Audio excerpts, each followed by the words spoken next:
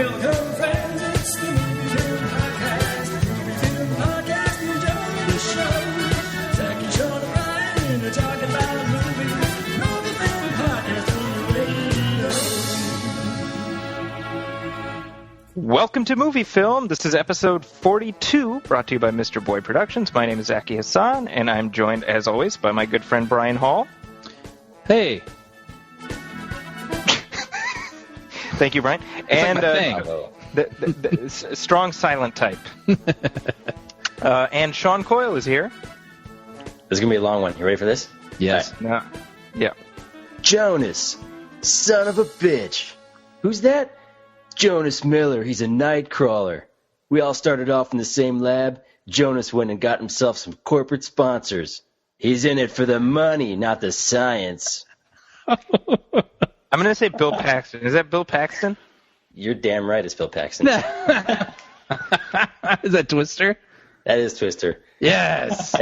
Just real quick, that is like reason 9 billion why Bill Paxton is freaking amazing. Because he can take those ridiculously, awfully written bits of like expository, crappy dialogue and make it sound incredibly cool. Like anybody else reads that line, you just roll your eyes and you're just kind of like, oh god, this is the worst written movie ever. But like Bill Paxton, he says it and you're like, goddamn right, I hate that guy. Right. Well, and we gave that speech In it on for the the 4th money. of July against the aliens when he was the president. Brian.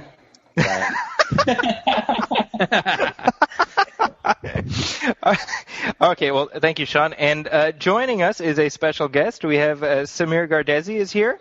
And Sameer is a comedy writer who has written for shows such as Aliens in America, which ended too quickly. I think Sameer and I were like the only people who watched that show. I think so. That was a fun show. Yeah. Ended too kid, abruptly. right? There's a show with that little kid, right? With two little kids. Two little kid with the face. I do remember that show. Yeah. And, of course, Modern Family is also written for. Sameer, thank you so much for joining us. Thank you. Thanks for having me. Hi, Sameer. Hey. Now, Sameer, I've known Sameer for a little over 10 years now. I've been friends with Sameer for about 4 years now. Not because we were enemies before that, but because we kind of... That's debatable. Are we also true. family? Well, this is the interesting thing. Okay, so... Are we brothers? Why don't you talk to me, Zaki? Why don't you love me? Now, this is how things work in the Indo-Pak culture, is that you find out way later after meeting somebody that you're in fact related. This That's dangerous. Is why... well, it is. That's why there's a lot of cousins that get married in Indo-Pak culture, actually, because of that, because they just don't know. So, Zaki, Indo-Pak culture, you told me you were black. I'm Indo-Black. All this time. Indo-Black is my rap name, also, by the way. Zaki, so you're cousins with my cousin Shazi, or second cousins, right? Correct. Okay, so we're second cousins once removed, I want to say.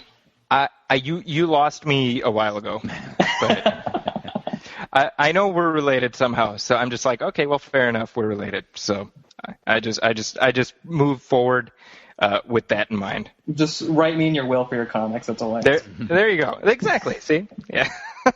But thank you so much for joining us. Now I've been wanting you to come on the show for a long time, and you've been ducking my calls. So I'm grateful that I got through. So. I showed up at your door, and at that point, you just had to listen. Worked out very well. I've known Zaki for a long time, and just because he is who he is, like every elderly female relative in Zaki's family just sounds like Mrs. Costanza from Seinfeld, based on Zaki's impressions. Impression. So was it something where it was just like, why don't you ever let your cousin Sameer come on your show? Was that what it was like? That was the voice in my head. Actually. So. Why can't you be more like your cousin Sameer, Zaki? Why can't you be like Lloyd Braun? That is true. That's how it happened. However, that being said, the Oscars just happened. Did either of you guys, or any of you guys, I should say, watch the Oscar show? Nope. I did. Boycott. Okay. So, boycott? Now, I said this before we went live, that Sean is in danger of turning into Grandpa Simpson. Now, did the Oscars wrong you in some way? Me? No, Yes. I just don't really care about watching the the self-absorbedness of the. So it's not a the whole- boycott. It's like I choose not to watch. Yeah, no, I choose not to. You're not into award shows. Okay. And they're not into you. So Yeah. So there. You want never them been off asked. your lawn. So Brian, you saw the Oscar show? Yeah, I did. Yeah. Oh, you want to comment? Oh, why not? Just yes or no answers. No, it was funny because it feels like in the past there's always been like some movie you're like totally rooting for, or the movie still feels sort of like resonant. But this year, I didn't dislike any of the movies. I actually liked a lot of them, but I just felt like, oh yeah, those movies were a long time ago. Like it just, I don't know, and I haven't felt that in past years. But it was fine. I mean, if you're not into award shows, like someone like Sean, like it would have been torture to watch, I think, because it was really long. It was over 3 hours. Well, that's funny. But, I turned it on at 8:30 thinking I would catch the last award, and there was still like an hour left in the show. Yeah. But I mean, we had friends over, and we half pay attention, when it's stuff we're interested in, and so I enjoyed it. It was fine. I saw a status on my Facebook feed of somebody who actually said, "Oh, poor Leo," when he didn't win. And I wanted to reach through my computer and strangle that person. because that became a thing. Like, people felt so bad for DiCaprio because he didn't win that Oscar. Like, what's he going to do, Yeah, no. He tries so hard. Well, be nominated again next year is what's going to happen. I don't even know what movie he has coming out, but he will be nominated. I mean, DiCaprio and Burkhard Abdi are in the same boat, where if they didn't win that Oscar, so what's going to happen next, Yeah. I didn't watch it either, and that was I wasn't boycotting like Sean. I just chose not to watch it because I've decided that 4 hours is a lot of time that I can do other stuff. I didn't do any other stuff, but I could have. Well, it didn't feel like there were very many surprises this year either. Everything was kind of a lock going into it that you thought was going to be. Wait, Sameer, did you watch? Passively watched, but I felt like just if you're on your Facebook, you're getting everything you need to know anyway. It's really true. Yeah, I was watching and like texting kind of with like this. I had this whole. I was watching with one group in one room, and I was watching in cyberspace with this whole other group of people, and we were commenting to each other. I didn't even think about that, but that's kind of funny. You find out everything. I was when Alfonso Cuarón won Best Director, I was thinking about how last fall I had been invited to a small press event in San Francisco to come and meet and just chat with Alfonso Cuarón. It wasn't an interview; it was just like a meet and greet. And this was like a pre-Oscar qualifying, just kind of a press the flesh kind of thing. And I was like, I have to teach a class at that time. Yeah. And as I sat there watching him, I'm an educator. Yeah. I was standing on that dedication, and as I was watching him accepting his Oscar, I was like, should have canceled class. Do you even remember what happened in that class? I really don't, which just tells you. And I taught it. I think during that class, I was telling them how angry at them I was because I wasn't. I was like, I want you to know I hate you all, each and every one of you, because. Yeah. Well, did you see that thing where a couple anonymously, some Oscar voters admitted that they voted for 12 Years a Slave but never watched it? I read that, and that doesn't surprise me. Yeah. I bet that happens every year. Yeah. Oh, I'm sure. But actually, to that, I mean, do you guys think that happened more with this one? No, I just feel like the whole entire process of the Academy Awards, I mean, people know what films are going to make it to the Oscars before they're even made. I just feel like it's just this machine. Yeah. So it's just lobbying. It's politics as usual. Yeah. But, I mean, I think 12 Years a Slave is definitely one of those movies that a lot of people are like, I don't want to see that. Yeah, I was like that. I thought it was just going to be really difficult to watch, and I had it like literally put in front of me, so I was like, all right, fine. And I found it to be more watchable than I thought it would be. Like, it actually, it's like I just thought it was going to be ringing endorsement. Well, no. I really enjoyed it a lot, and I'm totally happy with it winning Best Picture.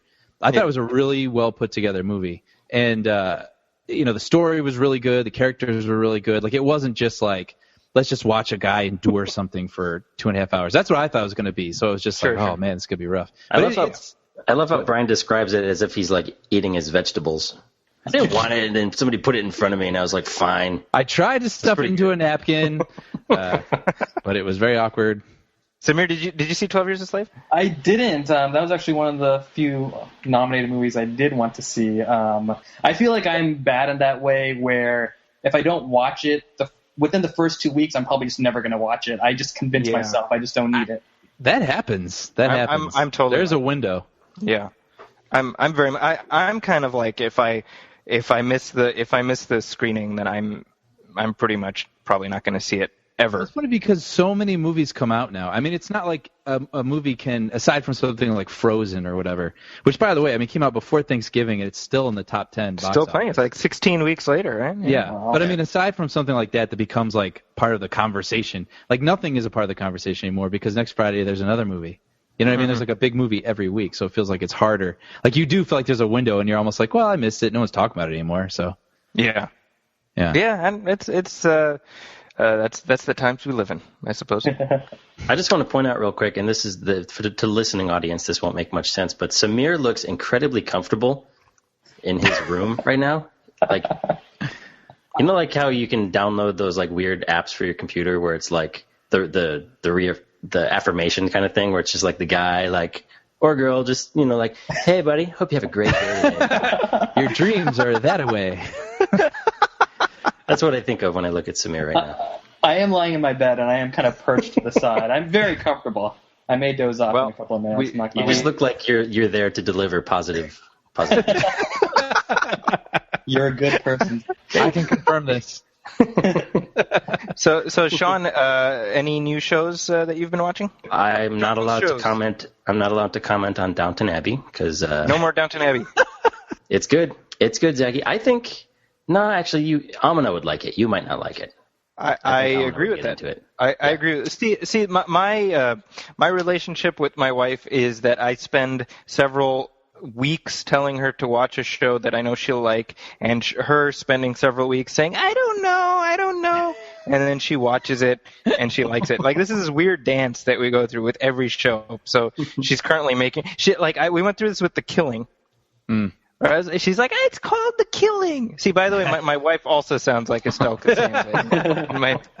It's called The Killing. And then she ended up loving it. And then I was like, you should check out Scandal. You'd probably like it. It's called Scandal. I don't know.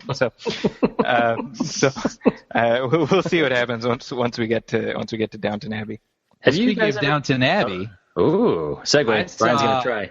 I saw Nonstop, which features Lady Mary from Downton Abbey as a flight attendant. It's pretty good. It's like totally cohesive, Sean. It's a pretty good segue. It's Brian. airtight. Speaking of airtight, Nonstop is set in an airtight. Yeah, there we go. That's how it's done, Brian. Yeah. Okay, so Brian, you saw Nonstop. I saw Nonstop. Simmer, did you see Nonstop? I did not see it. Okay, so you, Sean, I'm going to assume you haven't seen Nonstop. Shut up. Okay. Take that as a yes. I really want to, though. I really want to. Looks like fun. I liked Nonstop. I didn't love it. Brian, what did you? We haven't talked about it at all, so I'm actually very curious to hear what you have to say, Brian. Yeah, I mean, this is something I already knew, but I actually felt this during the movie. I was like, I'm just going to mark in my calendar every February Liam Neeson movie because because I'm going to be there. Like, I love these February Liam Neeson movies. Like, they're totally. They're better than they should be. I feel like all of them are better than they should be. You know what I mean? They could just be this simple sort of like one little hook story kind of a thing and then just let it rip for like 90 minutes. But like this one actually like pulled me along the whole way. I had no idea what was going on till the very end. Like it was a clever, fun little picture. Like it wasn't brilliant. It wasn't like, probably going to forget about it in a couple months, but I totally enjoyed it for like the, 90 minutes that it went. Yeah. No, I totally agree. Yeah, I said this before. Liam Neeson is just this behemoth of a man who I enjoy seeing inflicting harm on other people. Yeah, he's really good at it. He's just, and he's always like, "What's going on?"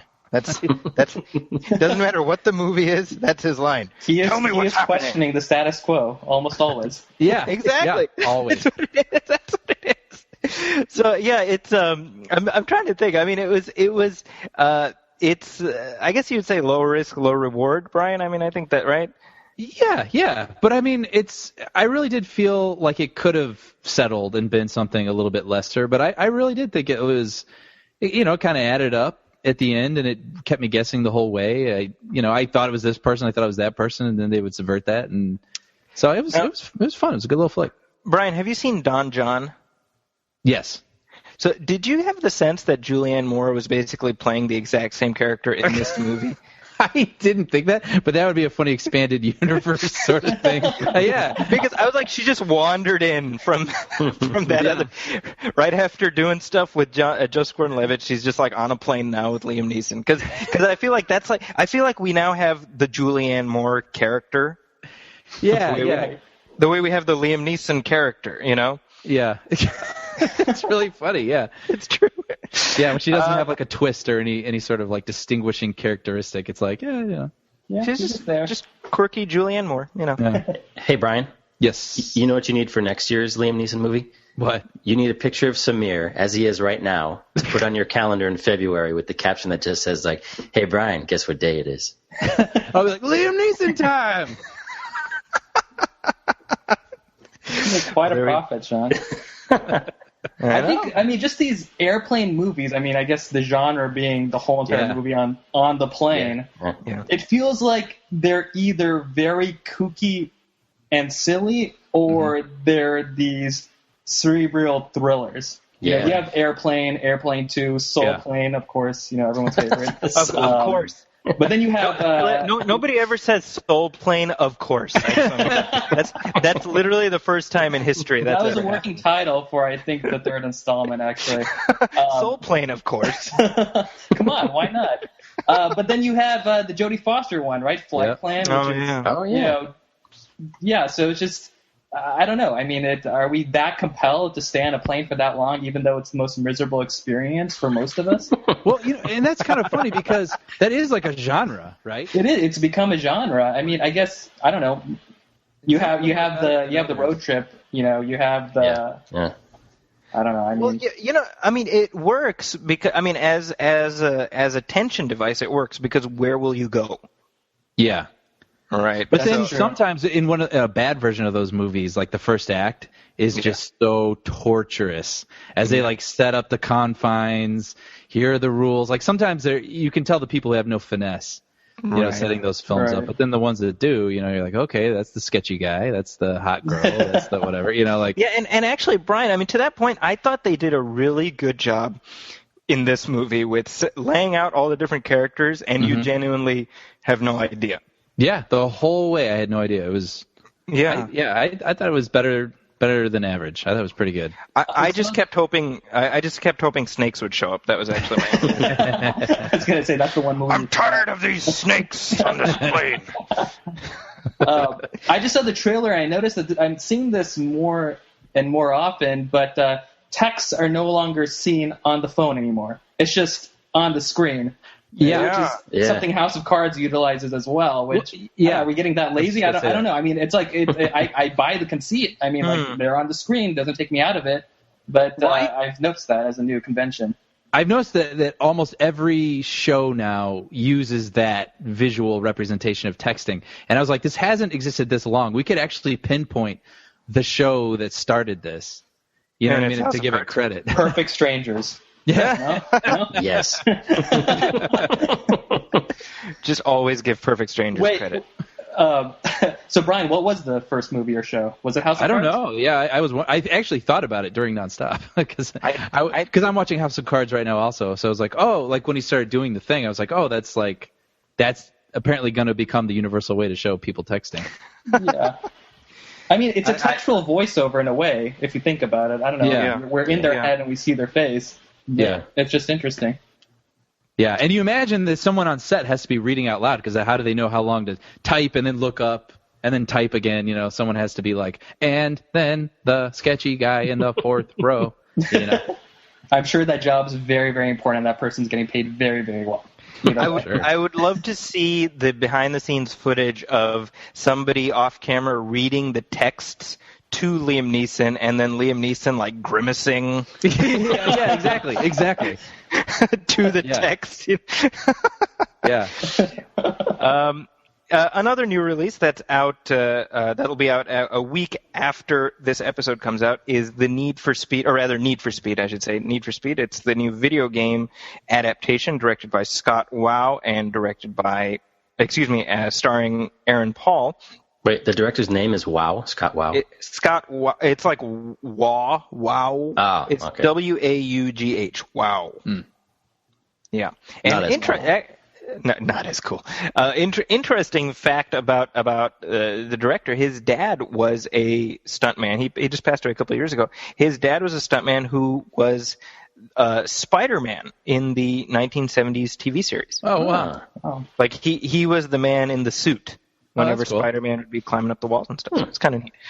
Now this is a movie that I didn't go in with really any expectations. I wasn't expecting to hate it. I just wasn't expecting anything. But I actually really enjoyed it. Yeah, I wondered if this was going to be. It looked like surprisingly dramatic. The trailer. It does have a story, which is not what I was. I mean, well, I thought it was going to be like sort of like a meet fun. the lowest criteria for it. I didn't know if it was just going to be like a smash bang kind of flick, but it actually looked like it played up the drama. Yes. So the premise is that you have Aaron Paul, who is the son of a racer, and his friend is killed in like a three-way race, like a street race, and so the villain of the piece is his rival, played by Dominic. Oh shoot, what's his name? Dominic Cooper. Is that the guy from Dominic Cooper, right? And so it builds up to a race between the two of them, and the selling point is that it's all practical. Right, so all the racing is for real, which is you notice it, like because the immediate reaction to a movie like this, you're like, well, whatever, we got Fast and Furious, and you realize like Fast and the Furious does a lot in the computer, and it's fun and it's engaging. I like the Fast and Furious movies, but definitely the selling point for this film is, look, man, it's all real. Like these cars are really going, they're really jumping over lanes of traffic, and they're really plowing into each other and stuff. It's really engaging on that level, and it's, by the way, really good use of 3D. Oh, I didn't even know it was in 3D. I guess I should have assumed. Should have assumed, right?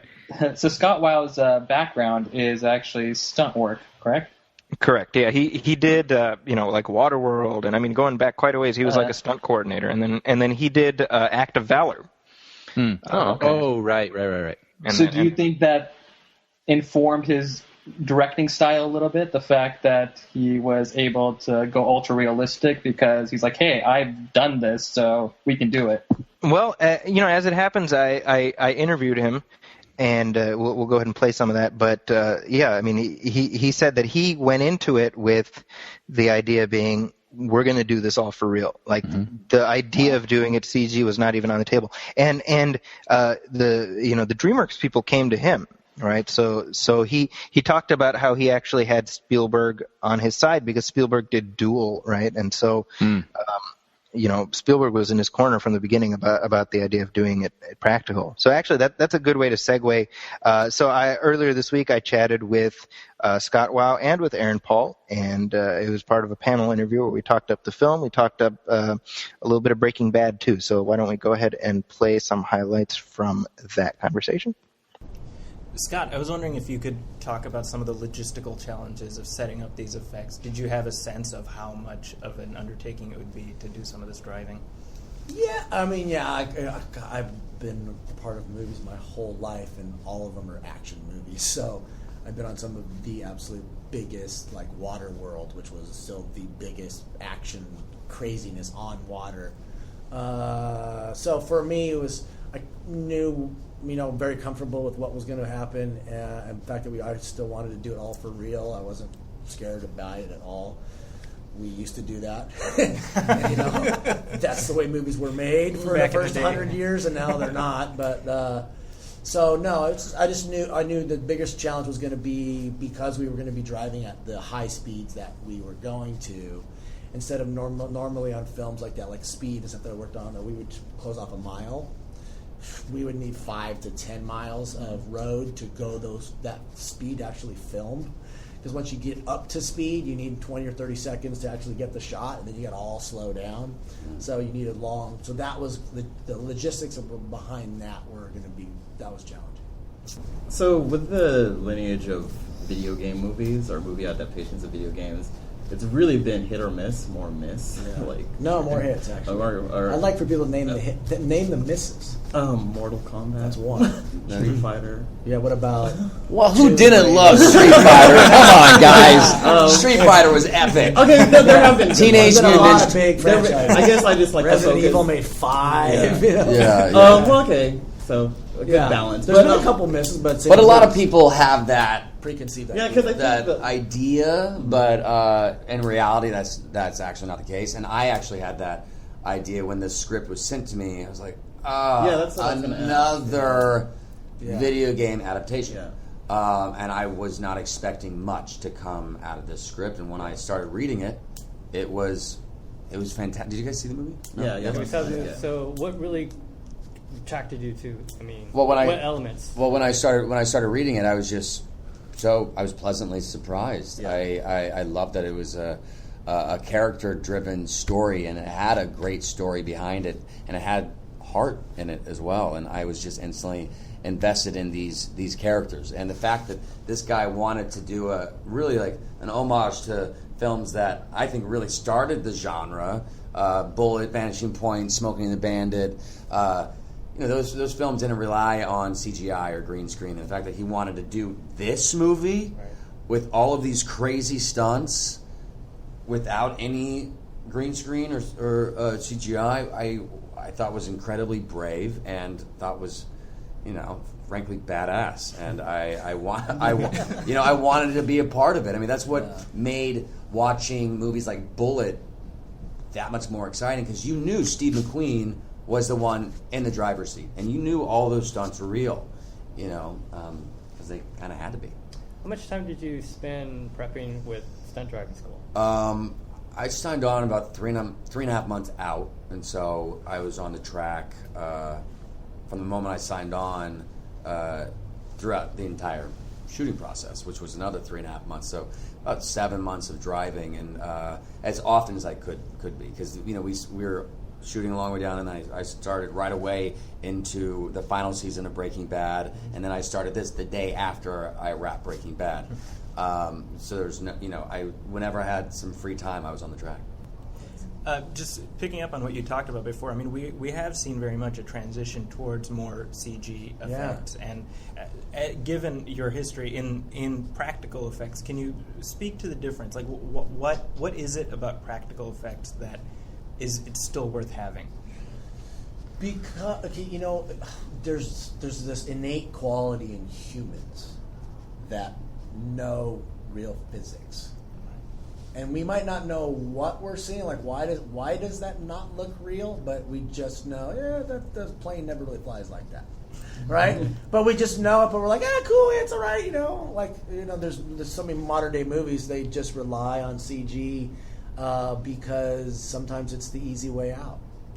It just really is. It's like, why ask the military to bring in all these helicopters for us when we could just do it in CG? And I'm the opposite of that. I'm like, no, I'm up for the challenge. Let's figure out how to get all those helicopters in here.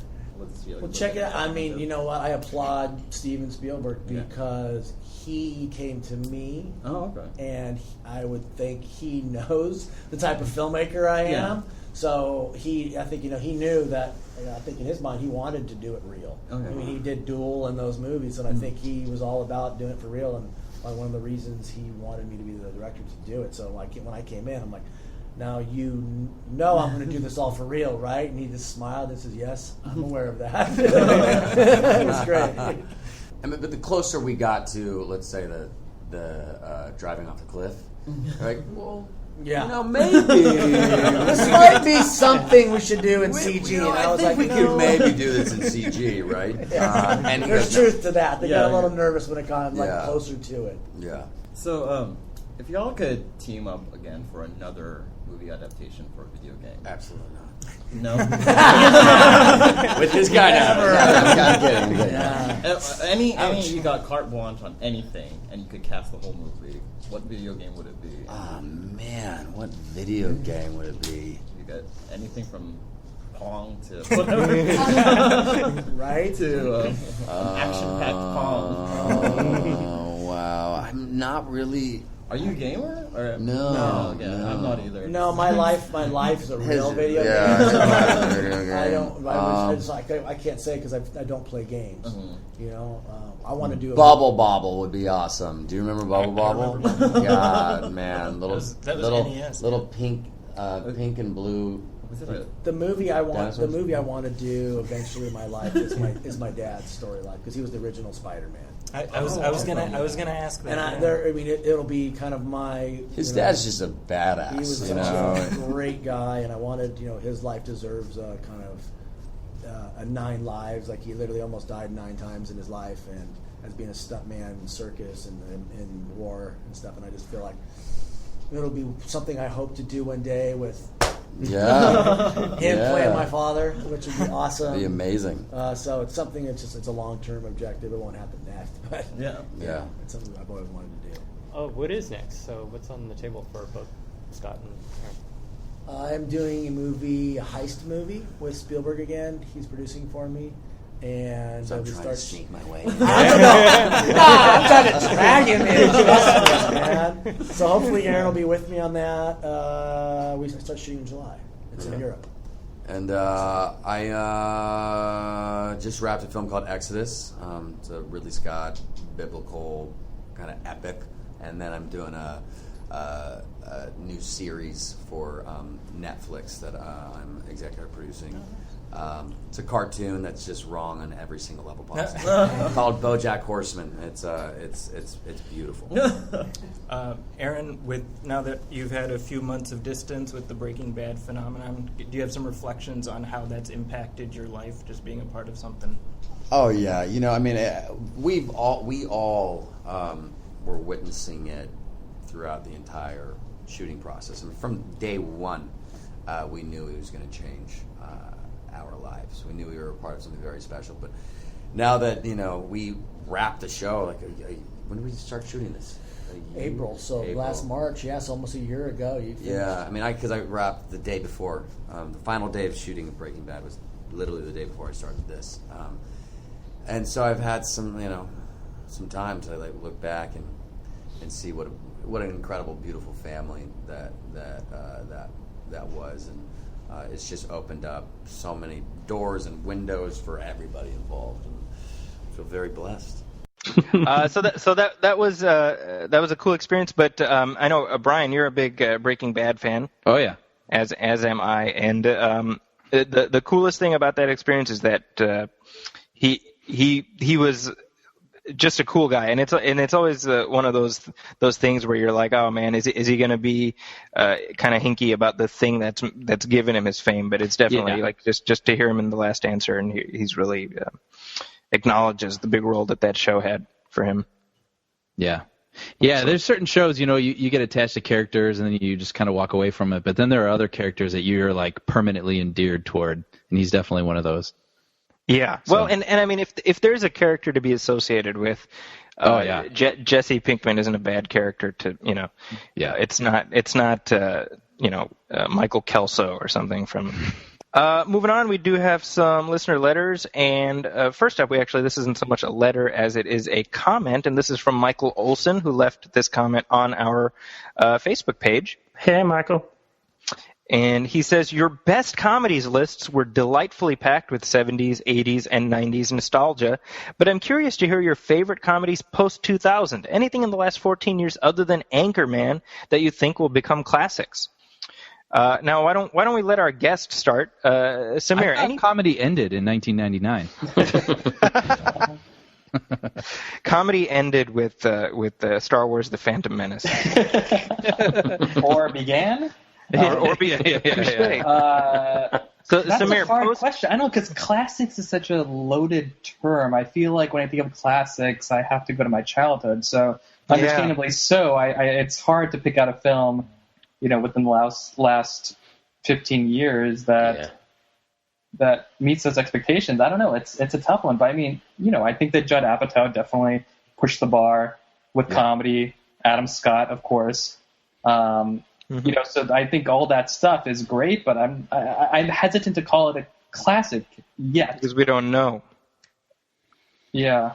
Yeah, well, to add to that, I feel like, it's hard to say what will be a classic because we need 10, 20 years to know that. But I agree with you with Judd Apatow. I think regardless of where he is now, like kind of trying to find what he wants his voice to be or what he wants it to evolve into, it's led him down some like interesting paths, that have been a little murky. But the stuff that he was doing in like middle 2000s, like Superbad and Bridesmaids, for sure. I think those movies, whether or not we can call them classics, I think those movies will endure. Right. I think those are ones from this like recent years that will still be talked about, will still be in conversation. Mm-hmm. Yeah. Yeah. And those, I would pick those for myself as well. So, Sean, do you have any post-2000 comedies that you would recommend? I kind of agree with what you guys are saying. Like, Superbad is something that if it's on, like, I don't make time. Like, I'm not going to just pop in Superbad, but if it's on, I find myself staying through most of it. Same with, like, 40-Year-Old Virgin. Mm-hmm. But, yeah, like, the Hangover movies, like, I don't care if I ever see those again. Yeah, I hear you. But those will, I mean, regardless of how you may feel about them, I mean, that's a movie that's going to be airing for years and years and years. Yeah. But you know what's funny, though, Brian, is I feel like Bridesmaids will have more of a cultural reach than The Hangover. Yeah. Yeah, I agree with that. Well, I think, the Hangover almost like soured itself by trying to keep going. Yeah. Yeah. Yeah, because Bridesmaids is just this perfect little one-off. You know what I mean? They recognize that. That's why they're not going back to the well. Yeah. Yeah. You know. What about Mean Girls? Is that pre-2000? No, that's like 04. 2004 or something. That's yeah. 04. Okay. That's back when Lindsay Lohan was young and full of promise. Full of promise, and yeah. She was like 18. Now she's 47. So I don't know. She's aged in dog years. Sameer, as a comedy writer, what are some movies or shows throughout like last 10 years or so that have really inspired you in the work that you do? Last 10 years, I think, or even last 5, I think for sure, cable is something that's interesting me more than network now. So, I mean, Louis, for instance, I think is just one of my favorite shows, and I just like it because it doesn't follow convention in terms of storytelling, and it doesn't try necessarily to punch you in the face with humor, which I appreciate as well. Right. Community, of course, I think that was, is something that's always pushing the envelope in terms of comedy. And I don't know, for me, I feel like my top sitcom, I don't know if you can call it sitcom, probably a cable comedy that I've seen in the last 10 years would be Summer Heights High. Oh, yeah. Yeah, that to me was just something that was absolutely brilliant and, just overall just right in line with my humor. That's the one with the British guy who plays the high school girl, right? Yeah, Australian guy. Yeah, the Australian guy. Yeah, I know what you're talking about. I've seen a couple of those. Those are hilarious. Really, really into that show. I haven't really caught. It's on HBO, I think, right? From time to time. Yeah. I think that it had its yeah. run on HBO, but originally was on ABC, which is Australia's main network, main network, and then I think it might have aired in England before it came to HBO, actually. Mm-hmm. It's interesting how that kind of the mockumentary style comedy has become sort of the thing now, Yeah. We talked about this before, but I mean, in even the Ricky Gervais brand of comedy in England, and then this, and it's very much like it's funny how that's become almost the replacement for traditional sitcoms, which we see a lot less of now. Yeah, I think we're definitely at the tail end of the mockumentary. I mean, I don't think we're going to see too many new ones. Maybe some foreign ones come in. But, I mean, one of the great things about it is that it's the perfect cheat, because when you don't have the answer to something, you just cut away to interview and you explain it. So I mean, that's something that we really enjoy doing as writers, and same with voiceover. I mean, it's so much easier to go to voiceover to explain something as opposed to actually have two characters learn it, or finding a way to show it without being on the nose about it. But if you're talking directly to the camera, you can do that. Yeah. So Scrubs / Saved by the Bell, right? There you go. It was pioneered by Zach Morris. That's another thing I wonder. House of Cards, which is very unique. Sorry, I'm on this big House of Cards tip, but I'm with you, Sameer. But the talking to the camera, I'm curious when Kevin Spacey and David Fincher went into the room, they're like, it's kind of like Malcolm in the Middle or Saved by the Bell, because those are the only references we have of people directly talking to the camera without a break and then moving on. Yeah, like Ferris Bueller style, Yeah. where it's not like an interview that they're cutting to, like he's talking to me. Right. It's like, it's a really interesting choice. It's Malcolm shrugging to the camera when Dewey does something weird. Yeah. Now, with that, let's transition into trailer talk. And you guys mentioned Ferris Bueller and Malcolm in the Middle, and the one thing they have in common is the stars of both those films have also starred in Godzilla. King of the segue. You're ridiculous. Now, I feel like I want to go, take a victory lap around Seriously. my room for that segue. But so we talked a few weeks ago about the teaser trailer for Godzilla, and I mentioned that I wasn't really feeling it, and I got kind of bitch slapped by people all across my social media who were like, "What are you talking about? Stupid! Looks great." That was literally what they said. And now we've had a new full trailer released for the new Godzilla, and I think I may have to change my tune. So let's go ahead and play some audio from that first. Look out! Roar! Bryan Cranston, is that you? I want to talk to somebody in charge. You are not fooling anybody when you say that what happened was a natural disaster. You're lying. It was not an earthquake. It wasn't a typhoon.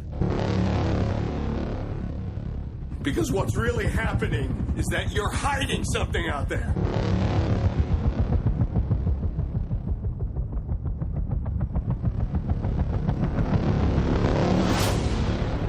And it is going to send us back to the Stone Age.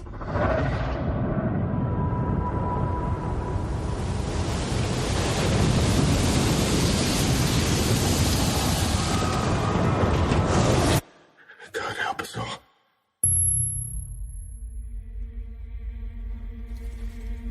In 1954, we awakened something.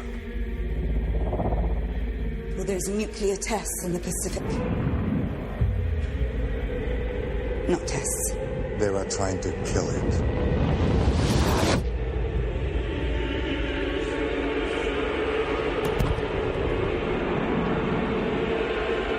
You have no idea what's coming.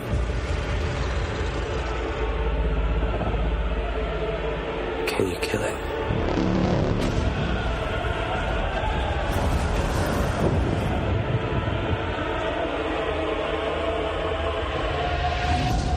The arrogance of man is thinking nature is in our control.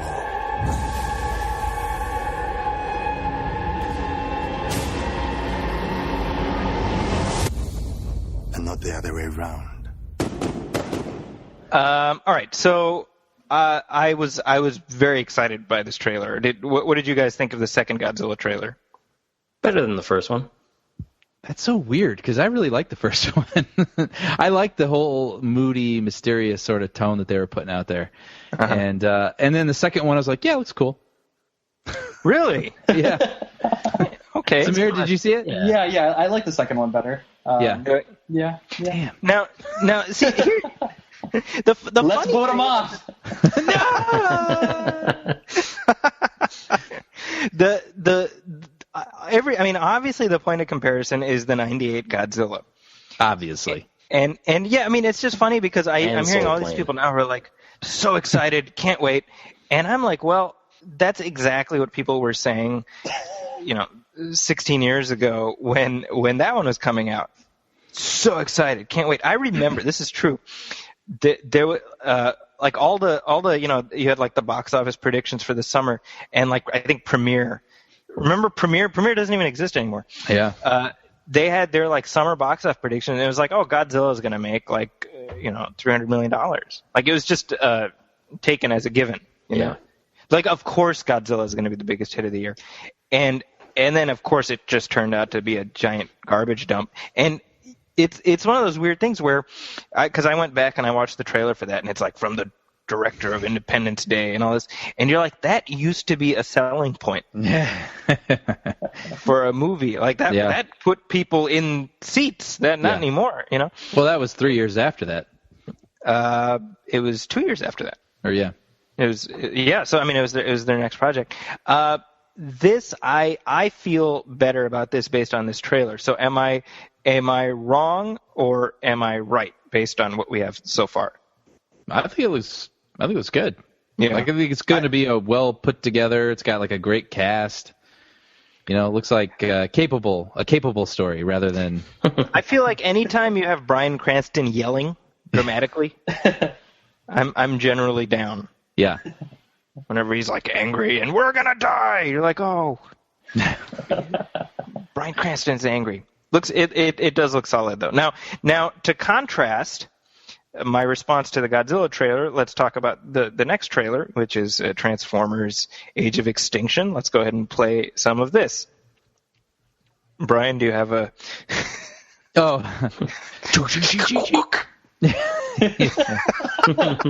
Wow. That was pretty impeccable, actually. And then Mark Wahlberg's like, "Look at that robot in my barn. It's just a beat old truck. Wait, it's a transformer? Get out of here, teacher." My daughter. All right, she's freaking hot. We should just like leave this in instead of the audio from the trailer. Why is there an American flag in every single shot? Bring it up. All the way. Dad, you can't keep spending money on junk. I can break it down, strip it for parts. This stuff is what's going to put you through college. Something in here needs to make this family some money. Come on, you old wreck. Judgment Day. What the hell happened to you? Look, it's not normal steel. I don't think it's a truck at all. I think we just found a transformer.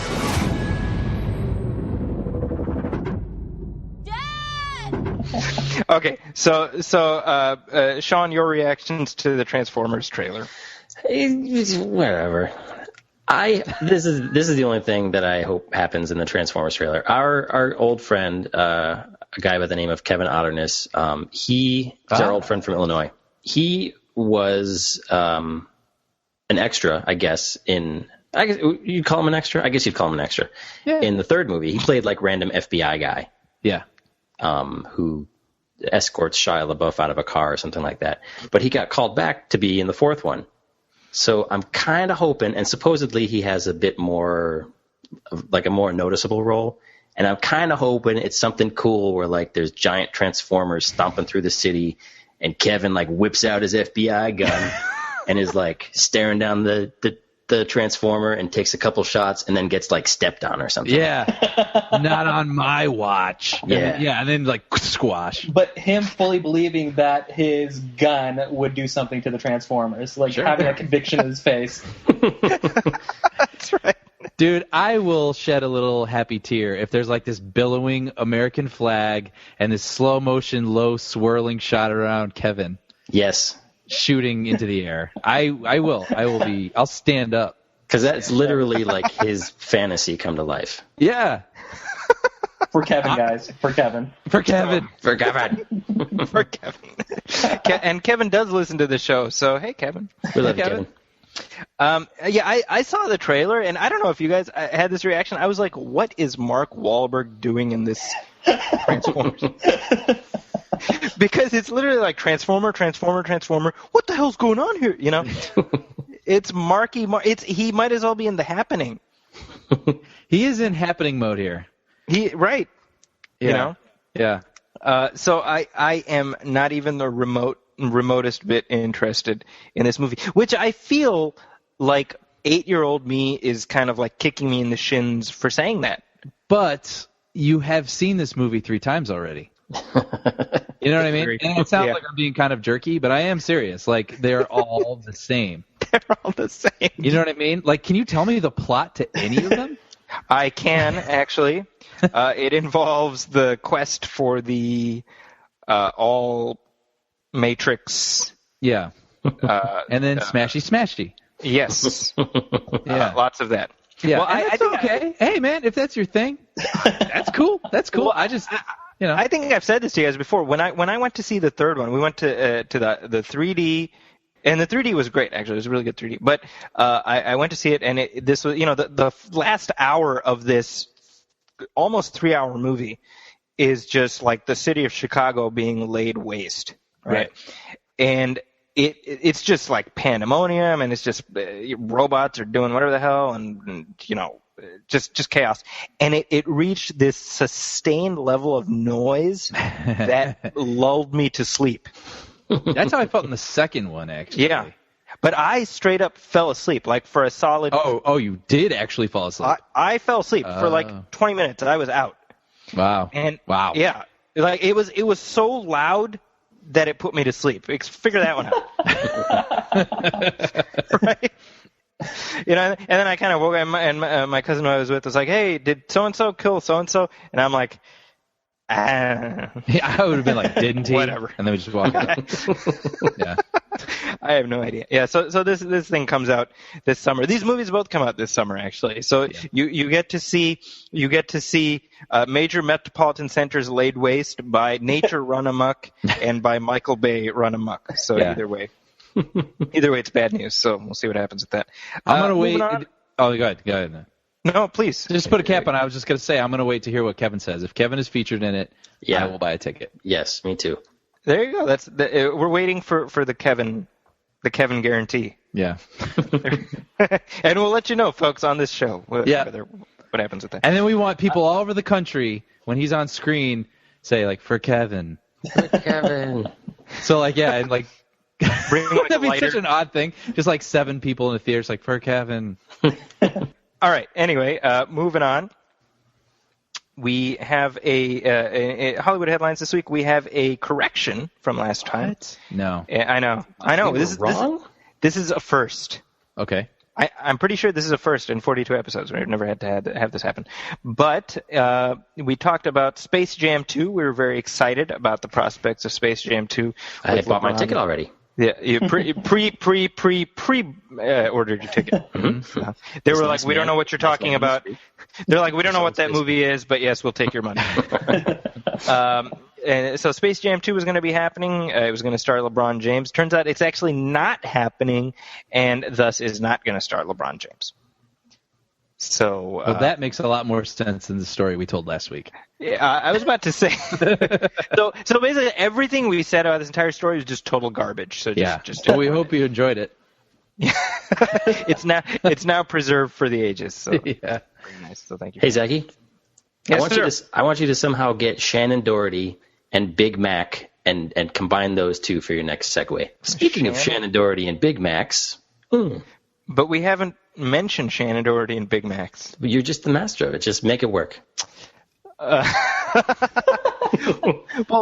when you put me on the spot like that, it's just, I kind of want to know where Sean's head was at to come up with those two things. I'm more interested. I want the segue from your thoughts. Yeah.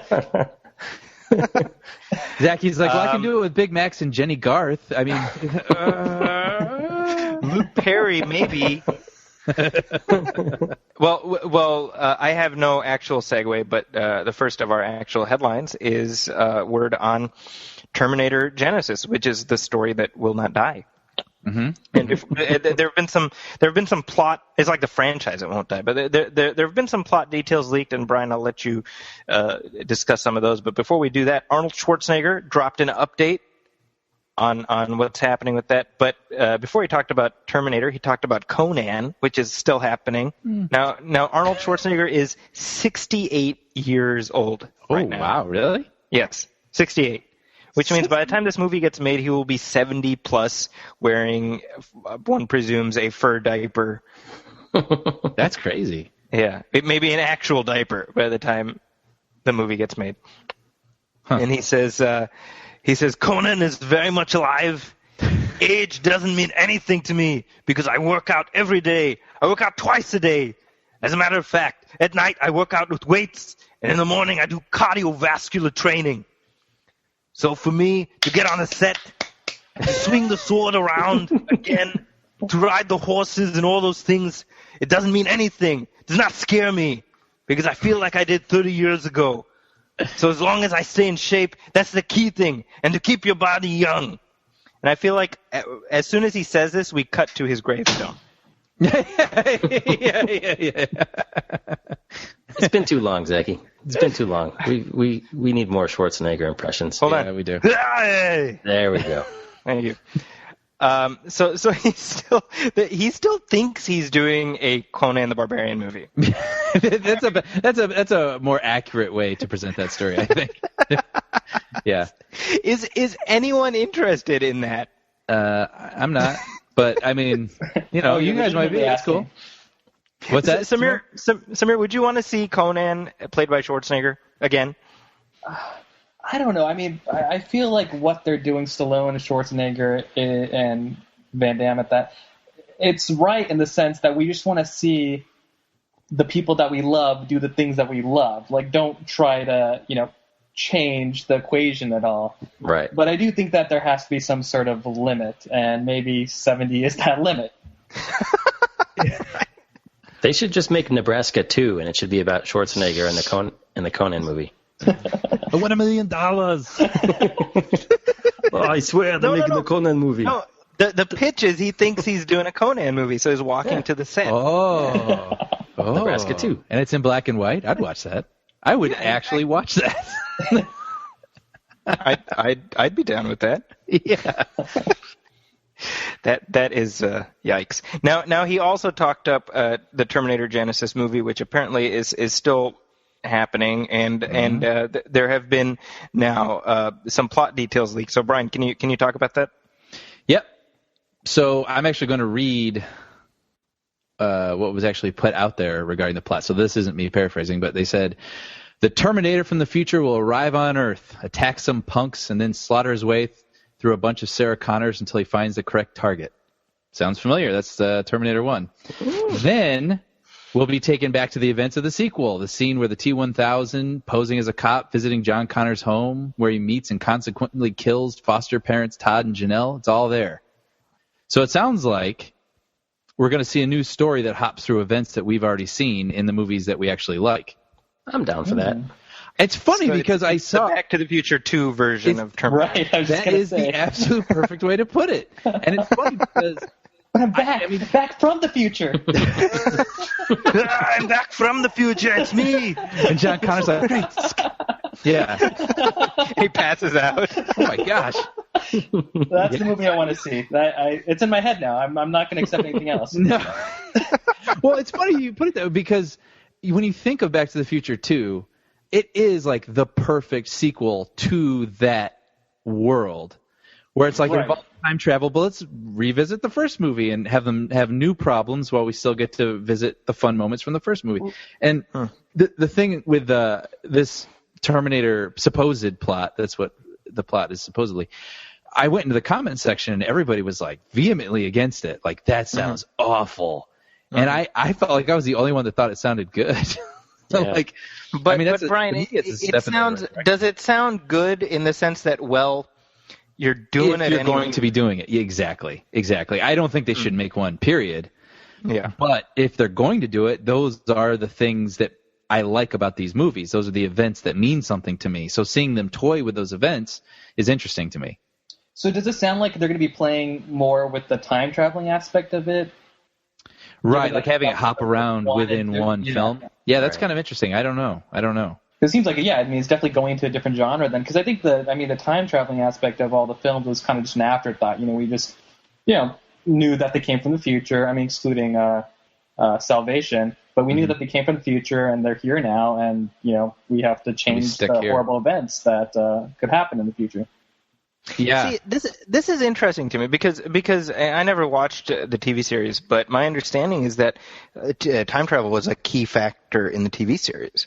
Oh, really? Where you had people just showing up from the future randomly and there's all this stuff, and it's weird because I feel like I read this somewhere. So I don't have the energy to Google it up, but my recollection is that the time travel in movies 1 and 2 both happened at the same time in the future. Wow. So, wow. You kind of blew my mind there. Well, yeah, no, because why do you think so? Why didn't they send the T-1000 back to 84? Because the point your plot holes elsewhere. Okay, so again, I feel like I read this somewhere, it was intended by Cameron. I could be wrong about that, but at the very least, this is based on the fact that the time travel was a last-ditch effort by Skynet. Remember, Reese says that in the movie, right? He's like, Skynet had lost. Right. So the idea was we got 2 Terminators, boom, just knock them into the past. Where we've got these are the rough times, and then likewise that's when the protectors are sent.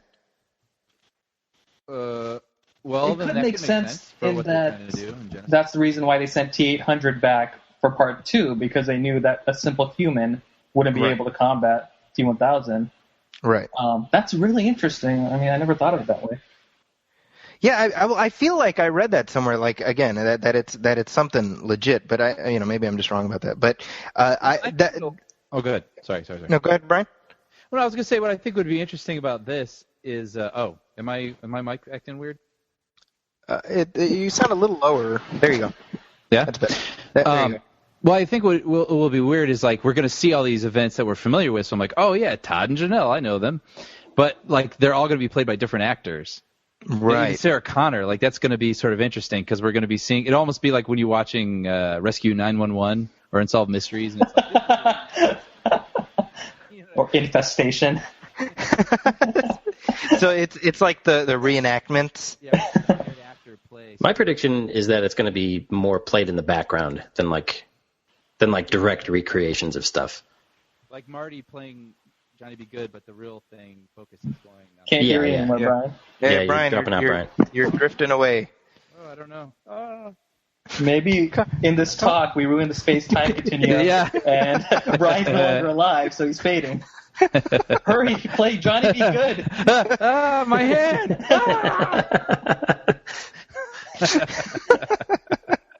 Hey, and this is only a tangent, but we're talking about Back to the Future 2. I'm curious about this. Now, I was not living stateside when Back to the Future 2 came out, and maybe you guys wouldn't remember this, but how was Back to the Future 2 received? Was it received the same way as the first one? No, I don't think so. It wasn't. I was a whopping 5, so anytime I got to go to the movie theater, I was just very happy. Yeah, right. Yeah. That's just. I mean, it felt like it was just that year was just a string of horrible sequels. Because you had another 48 Hours, which people hated. You had Back to the Future 2 and 3. You had Ghostbusters 2. I'm feeling like there's a couple others. Star Trek 5. Last Crusade. Last Crusade was garbage. Last Crusade. Piece of crap. Just kidding.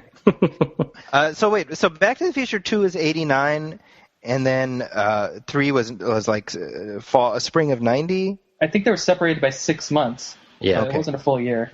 Okay. Remember they showed highlights after part 2, hey, this summer this is coming. Right. Very awkward. See, I didn't see the first one until after the sequels had already come out. Mm. Yeah, because I was living in Saudi at the time, so a lot of people had talked about it, but I just never gotten around. Here to it seeing comes again, the whole Saudi story. That's right. I was riding my camel one day, and then. While we're go ahead, Brian. Oh no, I was just gonna add. I was gonna say, like with what Sameer was saying. I think when I was 9 when that movie came out, and I remember as kids we just liked it because it was a movie. You know what I mean? Yeah. But I think like the way that it's endured. I think people appreciate it, but I think, the first movie is like an emotional story, so everybody connects to it emotionally. Right. But I think the second one's more of a technical story. Yeah. And to Brian's point, I mean, like, how do you top meeting your parents? That's the full story of the first one. The second story is Doc randomly coming and saying something's wrong with your kids. It's just the emotional weight just isn't there. Yeah. But I love the fact that they did a movie within a movie. I mean, it's just so smart. And I think that, to Zemeckis' credit, I think that that's what he wanted to do.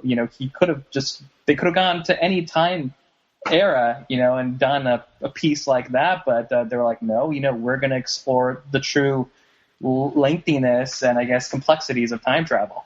Yeah. Right. Well, and again, we talked about this in an episode a while ago, but like anytime you have to have your character pull out a chalkboard and diagram the movie's timelines, to me, you're doing it right. Like that's like okay. Hey, Zaki. Yes, sir. Speaking of time travel, do you think it's high time that they redid Quantum Leap? I'm actually surprised. They haven't. I'm surprised. I think it's time for a new Quantum Leap series. Very well then. Make it so. So let it be written. Shall be done. So let it be done. Boom. There it is. Who would you cast? No. If you could cast it right now, who would you cast? If I were going to reboot Quantum Leap right now, like a reboot or a sequel? Either one. But it's not not Scott Bakula anymore. Okay, so well, if we're restarting it as a TV series, then the new Sam Beckett is somebody we don't know. Okay. Right? The same way Scott Bakula is somebody we don't know. Oh, yeah, interesting. If you're making it as a movie, then... no, not a movie, as a TV show. Yeah, then, I mean, you just got to find the next Scott Bakula. Brian Hall. Get on it. Oh, yeah, all right. Well, no, I mean, I'm actually... Quantum Leap is one of those things I'm very surprised has not been redone at some point, because it's been more than 20 years since the show ended. It's such a good show. I think it really holds up. I mean, it's a great show. It's a great concept. It's baffling to me because the truth is they could have done, if nothing else, they could have done a sequel or a series of sequels with Scott Bakula. I mean, the hell, they still could. I mean, he's he's going to be on another one of them damn NCIS shows. Oh, that's right. Yeah. Good for him, man. He's just like all the stories you hear about him. He just sounds like the coolest guy. So I'm glad that his career has been as successful as it has. This episode should be called Sean's Man Crushes. Good on you, Bill Paxton, Scott Bakula. When are we going to talk about Dabney Coleman? What? How do you feel about Tim Daly, Sean? Oh, Tim Daly. Give me a minute. Now, before we move on to the main crux of this episode, there was another headline that I wanted to bring up only because Brian, this made me think of you. They're making a movie. They're making a movie of The Last of Us. Yes, which I was that happy to see this on the outline. Yeah. So this was the zombie apocalypse video game that you loved so much. Yeah, it's more like an outbreak. Okay. Not necessarily zombies. It's like a medical kind of thing. But it's the story. Yeah, humanity is basically trying to survive. You could compare it to The Walking Dead, but there's not like these zombies lurking in the woods necessarily. And it's about a guy who's lost his daughter, and then there's a girl who is kind of orphaned, and they form this unlikely friendship and forge their way through it. And it was one of the best video games I've ever played.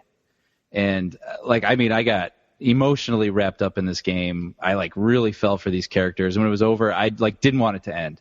And so when I heard that they were actually going to make a movie out of it, I'm really excited about what that could be. Yeah, and Sam Raimi is involved in some capacity. Yeah, he's going to be producing it from what I understand. And then producing it, and he might direct it. Yeah, and when I heard that they were making it, my first thought was like, oh, they're just going to ruin it.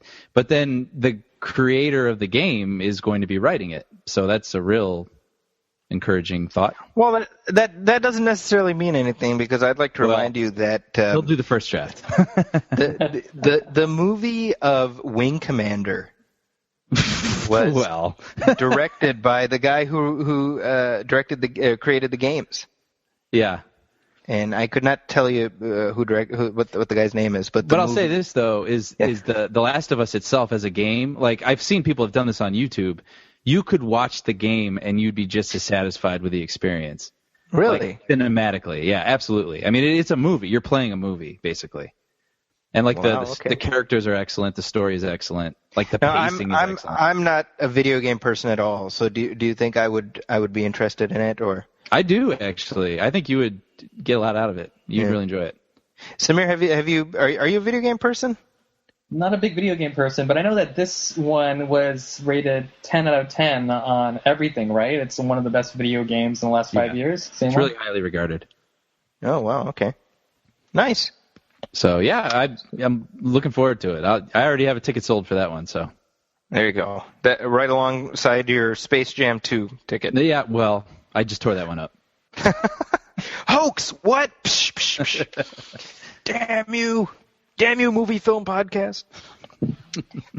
All right, moving on to our the crux of this episode. Now, what prompted our topic, our main topic, is the day that our last episode dropped. So we recorded on a Friday, we went live on a Monday, and that morning we find out that Harold Ramis passed away. And I remember I was driving, and I got a ping on my phone from I think from Huffington Post or something, and I remember stopping and I just texted you guys right away. I was like, Harold Ramis died, and it was, I think the word I've used is, it felt like a gut punch. And, it was a tough one. I mean, it's weird how that is. You know, I mean, it's this happens a lot with when famous people pass away, you really feel it. But I felt somehow a little bit more so with Harold Ramis, and I think part of it is because he's so intrinsically tied with our life that it feels like a beloved uncle has passed away. Mm-hmm. You know? And so obviously, as we were going back and forth with that, we're talking about sort of the length and breadth of his career, and we'll talk about that. But I was like, well, we should do movies that matter about Ghostbusters, because it's something that we would have done eventually at some point anyway. Yeah. It was gonna happen, so I was like, well, this is as good an occasion as any. So it kind of, we've done this before, where this will be our memories of Ghostbusters and kind of an Irish wake for Harold Ramis. So just to start things off, we'll let our guest go. Sameer, why is Ghostbusters a movie that matters? Well, for so many reasons.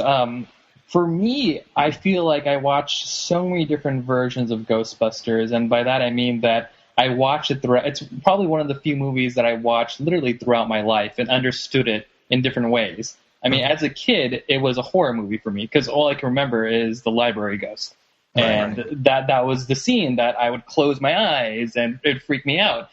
And as I got older, I started to slowly understand just the wittiness of literally every comment, every single line in that movie. And it slowly started to become a comedy for me. And as a comedy writer, it was just amazing how they were able to take a concept that could have been a drama or a horror and make it into this all-encompassing comedy that had, I don't know, this just scientific element to it that had its own mythology to it. So it was just, I don't know, an amazing movie, amazing franchise. I mean, I saw, hate me if you will, but I saw Ghostbusters 2 before Ghostbusters. I never saw that. Wow.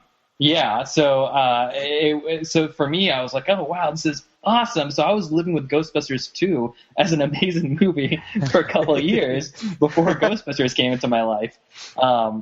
So it's just one of those movies that I feel that it'll always be a part of my life in so many different ways. And of course, Harold Ramis and Dan Aykroyd being the writers of the script, being able to create something that I just truly feel like has not been recreated. Has not been recreated. has not been recreated yet. Okay. Sean, what about you? I remember this, like back in the day, I remember thinking, like noticing all these people. Like I noticed Bill Murray, and I remembered him from like Saturday Night Live, and Dan Aykroyd, and I remembered him from Saturday Night Live. So like it was sort of like this group of people that my parents thought were really funny. Because I mean, I was a little kid at the time, so it was like, so I just associated them as like, oh, they're like these funny guys that I'm supposed to like too.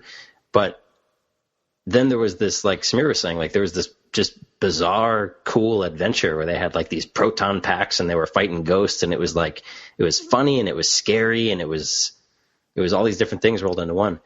And like I would love to be able to jump back into like my, when did this movie come out? 84, like my 6-year-old, 7-year-old self, and see if I was quoting the movie like like at that time. Because one of the things that is special to about this movie to me is that, like, for me and you, Zaki, this is the movie, or one of the movies that was sort of like the foundation of our friendship when we first met. Like kind of how we all throw Simpsons quotes at each other, and we don't need to explain things. Like, you know, you and I could throw Ghostbusters quotes back and forth, and like it was just like, oh, Zaki understands this movie as well as I do. Like, you know, the same kind of fondness for it. Let's play. And then, like, you know, the cartoon was, I freaking loved the cartoon when that came out, and it was just like, for a movie that probably definitely wasn't made for kids, it was amazing how, as a kid, it was something that I just latched onto for whatever reason. Yeah, you know, I remember I was, because in 1984, I probably became aware of this movie shortly after it came out, and you know, I was living overseas at the time, so when I saw it, it was like a 3rd generation, 4th generation VHS dupe that was impossible to understand. But more than the movie itself, I remember like the tie-in merchandise and stuff. Like I had the storybook and the, you know, sticker book or whatever. And you know, you talked about the cartoon show. I remember the cartoon show being really what got me into Ghostbusters, even though I liked it already because of the movie. Yeah. But, you know, with the cartoon, I don't know if you guys remember, there was also like the fake Ghostbusters cartoon. Mm-hmm. And that's what I saw first. Oh, the Filmation one. The Filmation Ghostbusters, which is actually the real Ghostbusters. Right. Which ends up being a fake, right? Because real times real equals fake. I'm pretty sure that's how it works. Right. Well, that's one of those things. I mean, this is just, you know, we should probably fill this in for the audience. But yeah, back in the 70s, there was a live-action Filmation TV show called The Ghostbusters. And it starred Larry Storch and geez, I forget the other guy's name. That just sounds made up. Doesn't it? Brad Storch. Larry Storch? No, he was on F Troop. No, I know. They're guys on F Troop. So it was them two. It was Larry Storch, this other guy, and a gorilla, and they would go around hunting ghosts as Ghostbusters. And then so later on, when the movie came out, Columbia actually had to get permission from Filmation to use the title. And whoever like the lawyer was at Filmation, like when they made the deal, what they didn't make a deal for was to be like, but we also get the animation rights to your movie. Right. So what ended up happening is like Ghostbusters, the movie takes off real big, and the Filmation people are like, all right, well now let's make a cartoon out of our Ghostbusters.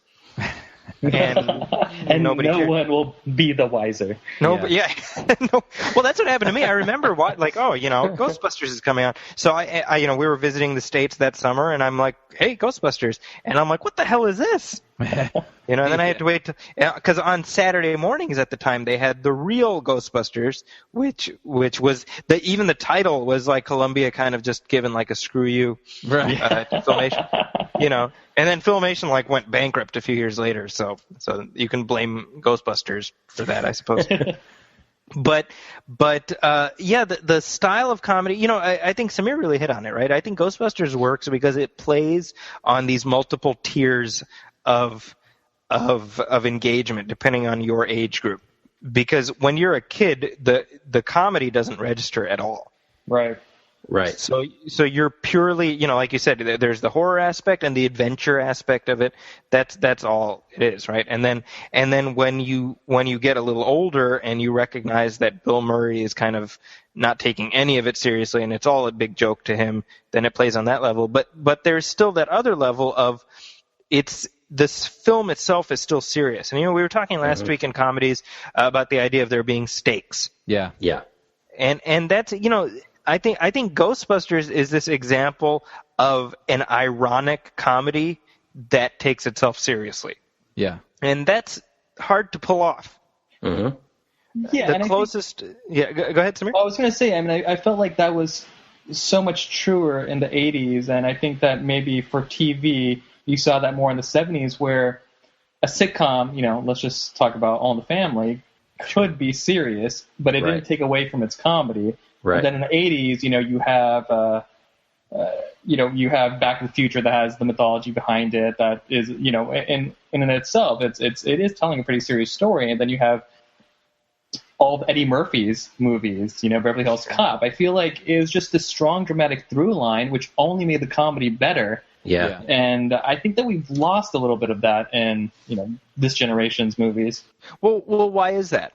Is it because the right away you try to start with a concept that's comedic, like an ironic concept, so then it's just like, right? And then you just try to roll with it for 90 minutes. But then when you do Beverly Hills Cop, it's about a cop. And it's about, he's got a mission, he's got whatever, but he's funny within these real life. His friend gets killed, and he's trying to find out who, Yeah. Well, I mean, Beverly Hills Cop, when you realize it was originally written for Stallone, you see the serious underpinnings of that movie. You guys knew that, right? How it was, how and he turned it into Cobra, like whatever his ideas were for Beverly Hills Cop. Yeah. Which was unintentionally hilarious, right? Because it was Axel Cobretti was the character that Stallone was going to play. Oh, that's funny. Yeah. Wow. Yeah, so that's again Cobra. Hilarious. Now, Brian, just from talking to you, you weren't like plugged into Ghostbusters. I think the same way a lot of other kids were. No, yeah, it came out when I was 4, and it was just one of those movies that it didn't really come across my path till later. And so I found my Star Wars and I found my Back to the Future, and those were the things that I played, out in my mind. And then I came across Ghostbusters later, and I've always enjoyed it. But yeah, so it wasn't one of those movies I've been quoting my whole life like you guys. So, but I thought I knew. Get out of the sandbox. But no, but it's interesting because watching it, I rewatched it this week for this episode, and so again, like I don't have this childhood. What's that? He did his homework, yeah. yeah. But so since I don't have this nostalgia necessarily tied to it, I was able to sort of watch it as an adult, and it's really interesting. I watched the first one on Netflix, and then Ghostbusters 2 pops up. Like, you want to watch this? And I was like, yeah, why not? It's right there. So I watched Ghostbusters 2. And I just thought it was really interesting how Ghostbusters 2 feels like the studio movie. Mm-hmm. Yeah. And then Ghostbusters 1 really just feels like these 3 comedians, and they had this like premise and this plot, and then they just it feels this is not the right word, but like it's like scrappier. Mm-hmm. Like they really wanted to make this movie. Yeah. You know what I mean? And it's really earnest, and it's really it's just sincere. And then the second one felt like a lot of studio input or something to it, and it just felt cleaner, and so it just felt less like its own thing, if that makes sense. I don't know. I mean, the first one's about 4 schmucks. Well, Winston wasn't a schmuck. So three schmucks, and then the other guy trying to fend off the apocalypse. Like, that's the premise of the first movie. Yeah. Yeah, but it did have like you said, Sean, you were saying those are the comedians that your parents like. I mean, it's a very much their comedy. Mm-hmm. Like their brand of comedy. With like Sameer was saying, with this real story with stakes, and you throw those 3 guys into it, responding to these crazy apocalyptic things. And knowing their really catalog, they're all doing the same. They're playing the same character that they play in other movies. Like Bill Murray is sort of the aloof guy that doesn't care, the sarcastic guy.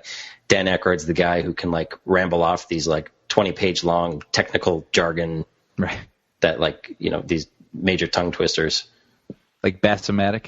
Yeah. The Bassomatic. Okay. So is the okay? So Brian, your perspective is that the second film does not work as well as the first one. I think that's pretty much a sort of an accepted. Yeah, and it's not even a slam against it. Like, there's fun things that happen within it, but something felt less heart to it or something. I also feel like it was, I think that the cartoon series probably didn't do the movie any favors because. Oh, interesting. Onto its own, I mean, I feel like even though, it was a cartoon, I just felt that was the fiction that filled the universe of the void that we had between 84 and 89, and they did take a couple of nods from the cartoon series. Louis Tully becoming a Ghostbuster. That's right. Definitely something that we saw in the cartoon series. You saw a stronger role coming from. Well, not really as much. I always felt like in part 2 they could have given Winston a little bit more. I felt that he had proven himself being the fourth Ghostbuster. They shaved his mustache. That's true. He had his moment. He had his moment in the subway. Yeah. Yeah, so I felt there was a cartooniness about it that even Janine too, and the cross merchandising too with the Nintendo and like little things like that. That just for me made it kiddish in the same way that maybe the first Ninja Turtles movie versus the second Ninja Turtles movie. Right. Part 1 is as good as Ghostbusters 1, but I feel like there was a kind of this grittiness to it that felt a little bit realer. Than part 2 was just, it was like I felt like it was. Candy, that's what it felt like. And when I watched Ghostbusters 2, it's just there's this candy quality about it where it's not really. I'm not looking up to it. It's just really kind of something that I'm kind of talking down to in this odd way.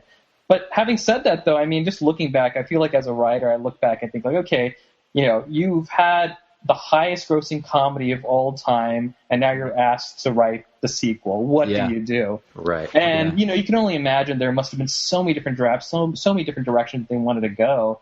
And I don't know, there's just some neat visual things. At least they got the science right, because I thought that the slime was cool. Given the fact, I mean, the negative emotional element of it was kind of silly, but I like the science element. I like the idea of being able to take the one thing that potentially could hurt you, well, not really hurt you, but cause an inconvenience in part 1, and then use that to your advantage. Instead of Stay Puft Marshmallow Man as the big giant thing that's destroying the earth, they flipped the idea of the Statue of Liberty. So I thought that they had some strong ideas there, but maybe it just didn't all come together. And I mean, I remember when, and it's funny because this is sort of becoming a Ghostbusters 2 conversation. Just as I planned. Yeah, that's true. You did. I mean, I remember summer of '89. Ghostbusters 2 and Batman were like the movies I was excited about. And I remember that very well because like Indy 3 was kind of on my radar, but I would say like Indy 3 is where I really became an Indiana Jones fan. But that's how. Well, actually, that's not true because Star Trek 5 was also that summer, and I was very excited about that. So all this proves is that I have bad taste in movies. In conclusion. Yeah, Star Trek 5 I saw in the theater. And that was like when my theater experiences were single digits. So Star Trek 5 was like the 6th movie that I ever saw in the theater. Right. It's like a big. By the way, okay, hold on. This is a tangent, but I think it's worth pointing out. Tangent. Yeah, thank you. That's our tangent jingle. Whoop, whoop, tangent. Like I said, when I was a kid, so there was when I was a kid, my family, we visited India. And so I got to watch a bunch of movies there in the theater, right? Because we had various relatives who would just take us to the movie. So that's where I saw Superman 3, which, okay, for the most part, kid appropriate. That's where I saw First Blood, slightly less appropriate. And that's where I also, I saw some kung fu movie called Dynasty, which was not the primetime soap, so I was a little disappointed. But I saw this movie called Ghost Story, okay? And my one memory of that movie is a scene early on where this guy is in a room with this woman, and her back is to him, and she has a bare back, and she's saying something like, "You know who I am," or something like that. And he turns her over, and her face is like a skull. And he's like, "Ah!" And he falls backwards through a plate glass window and falls to the ground and dies. Now, I remember this. I saw that movie more than 30 years ago. Yeah. Right. And they just recently showed it on HBO or something. So I recorded it just to see if that part that I remember was how you remembered it. And it was horrifying. And he's buck ass naked as he's falling off the building, like his junk is flapping around the whole thing. And so now I'm thinking about this, and I'm like, the movie is called Ghost Story. It's not, there's no subtlety about it. It's not Child's Play or something where maybe there's some misunderstanding. So I'm like, how was I allowed to go to a theater to see a movie called Ghost Story? I was probably 4. As opposed to the subtlety of First Blood, right? Yeah, right. First Blood. The word blood is in the title. I don't understand. Anyway, sorry. This all came coming back to me as I was having this conversation with you. I just realized. So, Ghost Story, Ghostbusters, transition backwards. Yeah. So, well, speaking of, Sameer brought this up, but the one thing that I remember about that movie from being a kid was the librarian. Yeah. Oh yeah. Yeah, that was scarring. Yeah, when I watch the movie with my kids, I have to chapter skip. I have to man my DVD remote, and as soon as they're like, "All right, ready on 3, get her," and I just quickly skip ahead. Do you skip the cab driver too? I do skip the cab driver too. Driver scared me when I was a kid. Well, yeah. I'm like the master of the remote because I know exactly where to mute the dialogue. So you're live editing basically. I really am. Funny. Yeah. Well, because the last thing I need is my 5-year-old to be like, he has no dick, because he would do it. He absolutely would. I know that kid, and he would think it was hilarious. Yeah. Now, I just wanted to bring it back to Harold Ramis for a second. When we were kids, we didn't have the luxury of being able to see this movie widescreen. It was either on TV or VHS, so it was always cropped. And what's so funny is that in the commentary in the DVD, when you first see it in widescreen, this was like COD days when I first saw it in widescreen. So community college days. Yeah, the community college days. Sorry. And Harold Ramis is on the commentary, and it's really funny because at one point early on, he even says in the commentary, he's like, "If you're watching this in pan and scan, this is the moment where I stop being in the movie." Right. Which is funny because it's when they get to the hotel for Slimer. Yeah, it's all these these tracking shots that are supposed to be the 3 of them, where growing up it was always just Dan Aykroyd and Bill Murray. So Egon was always like the other guy. And it's so because you miss so many of these great little things, like these the part where they're sort of haggling over the price of what it's going to cost. Fighting with the maitre d', and Egon's off to the side flashing numbers to Bill Murray. Uh-huh. And he's looking at it, he's like, it's going to be $3,000, and that's going to be an extra $1,000. Right. And it's all these nice little subtleties that he brought to the role, outside of the writing part of it, that you miss when you're a kid because of stupid pan and scan. Yeah. Well, point. talking of Harold Ramis, he co-wrote the script, and I think what his real what he really excelled at, and I think part of it is because he knew Bill Murray so well, having worked with him already. Mm-hmm. There's an improv feel to the whole thing. Yeah. Mm-hmm. And I don't think you can pick out which lines are in the script and which lines are just Bill Murray riffing. Yeah. Mm-hmm. What I've read is that the vast majority of Bill Murray's lines he was just kind of doing. Yeah. I don't know how true that is. But I think the contribution that Harold Ramis made, both behind and in front of the camera, is one of those things where you realize now, and, obviously he passes away, and, the conversation sort of has to, right? It starts people start talking about Ghostbusters 3, right? Should they do another Ghostbusters, right? And they've been talking about it since the second Ghostbusters, and they're still planning to go ahead with it. Is there any desire, need, whatever, for a Ghostbusters without forget Bill Murray without Harold Ramis. I say if you're going to do it, just make a reboot.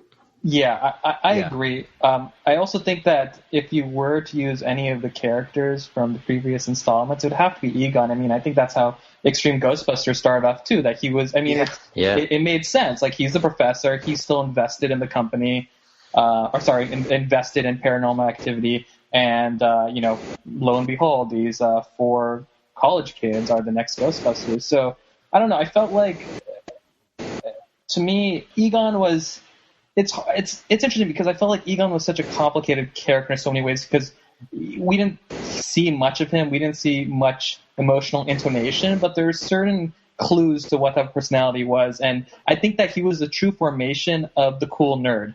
And I know that's kind of I'm still figuring out in my head a little bit, because this dawned on me literally today in the shower. But you think of the nerd character in the 80s. I mean, you had Revenge of the Nerds. You had George McFly. I mean, they were really nerdy people that you easily push around. And even in Ghostbusters itself, you have Louis Tully, who was the clear stereotypical nerd. And then Egon, I felt like Egon was always that character where even Peter wouldn't mess with. Like, Peter would mess with Ray all the time, but there was just some sort of stature about him that, I don't know, there was this level of respect that he commanded. And in part 2, I think we see a little bit of the nuances of how he takes advantage of that respect when, he does the Do-Re Egon thing, just kind of asserting himself.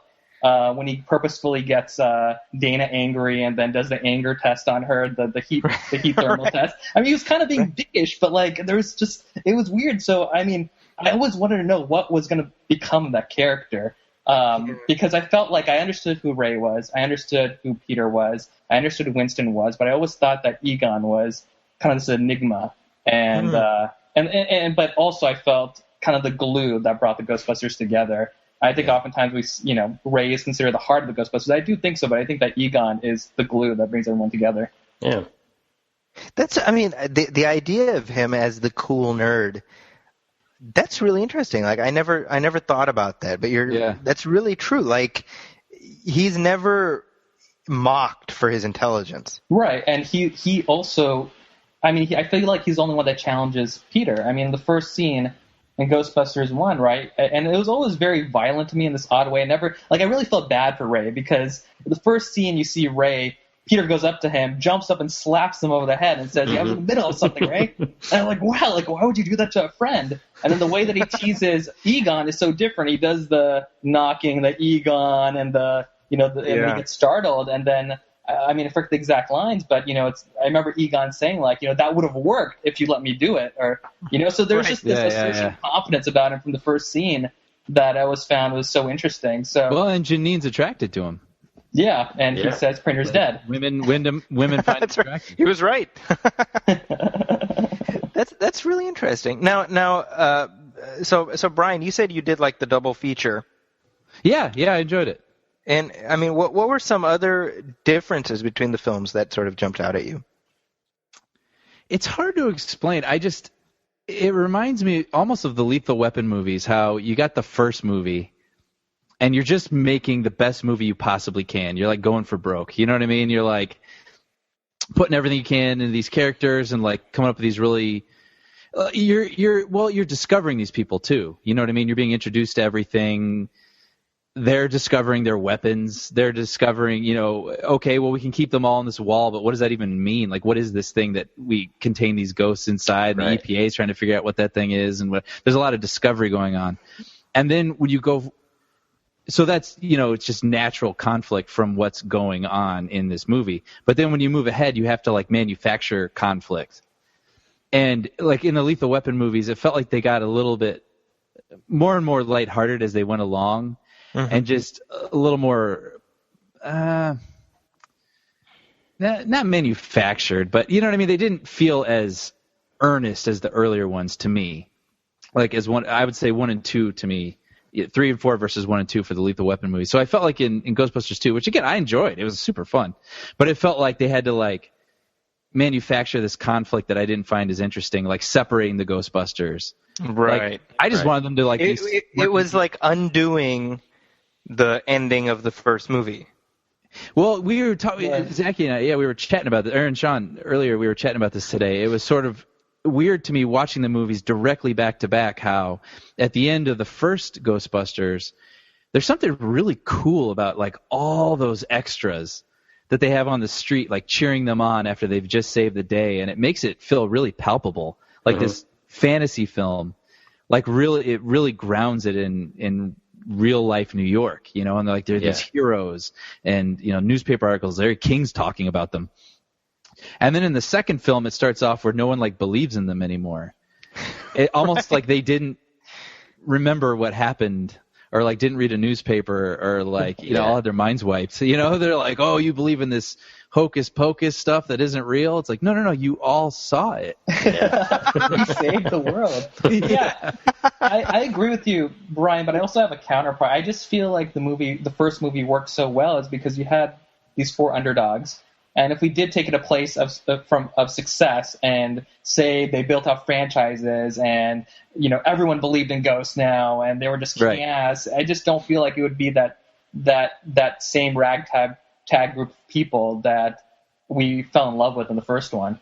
Yeah, no, I think you're right. Because, I mean, well, obviously there has to be something that they're up against. And I actually thought, I really love the idea of that there aren't enough problems going on, and so they had to do children's birthday parties. You know, and the fact that the events of the first film were so far in the past that kids who were 7 or 8 didn't care, like they wanted He-Man instead.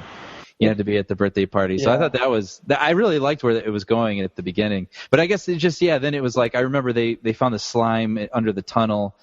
And then it was like, you know, cut to Bill Murray on a date with Sigourney Weaver. I was like, like I'd rather Bill Murray be down in the tunnel with him, like cracking wise. I always thought it was funny. I remember at the time, the whole He-Man thing, I was like, I'm a kid He-Man now, and He-Man was done. Yeah. So it was like, did my parents write this movie? Like, exactly. I felt the same He-Man way. had been done for a few years at that point. Yeah. I feel like it would have been too real to say Ninja Turtles because that's what killed Ghostbusters. Right. Yeah. I wonder if there's like a lost first draft where it says Ninja Turtles and someone's like, and I mean, the interesting thing is that, like, in real world terms, Ghostbusters lasted longer in the public consciousness than He-Man because the Ghostbusters cartoon and everything continued well into the 90s, like 92 or 91, 92. Yeah. So that like He-Man had already been done, you know, because the movie came out in 87, and, you know, I think the toys probably wrapped up right around then, you know? Yeah.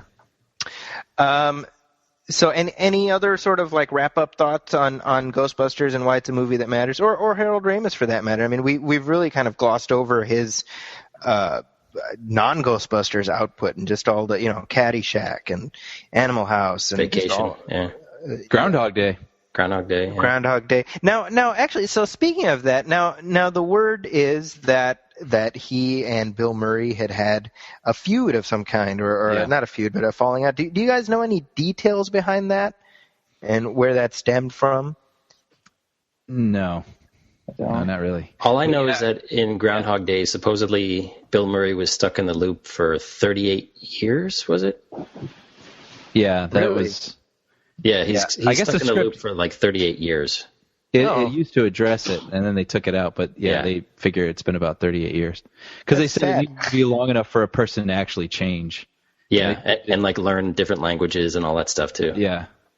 Wow. Yeah, but no. Another thing that I read was, you know, since they were not getting along so well, during the time of making that movie, was the only direction Bill Murray would take is he would say, "Is this?" I forget his name, Phil. Oh yeah, he'd be like, "Is it good Phil or bad Phil?" And Harold Ramis would be like, "Bad Phil." He's like, "All right." And then he would just go and do his thing. Well, and I think, you know, it's, I was reading online, you know, Bill Murray released a statement after Harold Ramis' passing, and it was, well, let me see if I can find it actually, but it was something to the effect of, you know, I worked with Harold Ramis on X, Y, and Z, and he earned his keep on this planet. Yeah. Right. It was something to that, and I remember a lot of comments from people like, "Oh, what a douchey thing to say," or, you know, like people felt like it was very glib. It's or a reference to the movie. Well, and not just that. I mean, it's there's also an element of presumptuousness there, where it's like, you know what, Bill Murray doesn't owe you all him lionizing his friend in a way that appeases you. You know what I mean? Like, right. I get you. Well, I was gonna say, and then he brought him up during the Oscars in a moment. That was right, exactly. So it's interesting how there's this looking glass nature of society where it's like you remember him the right way. Right. Yeah. You know, and it's like, well, it's between them. I mean, you know, my understanding is that they had actually, whatever issues they had, you know, that they had worked them out or whatever. I mean, it's just, it's I don't know. I mean, just going back to the beginning of this conversation, it really is sad, and we saw that sadness manifested in all the artwork. Yeah, that one that you sent out with Bill Murray, with Venkman giving him the candy bar to the angel. Yeah, that's that my was favorite one. Yeah, and he says, "You've earned it." Yeah. Great. I think that says something very, very telling about how it's like so many people are just trying to deal with their emotions, and they do it in this way. Like it's catharsis, you know. Mm-hmm. And this is somebody who most people have not met, but who's impacted their life. And I'm, you know, I wrote a little thing about Harold Ramis on my site. I did get to meet him. I met him in the early 2000s. He came to Columbia College.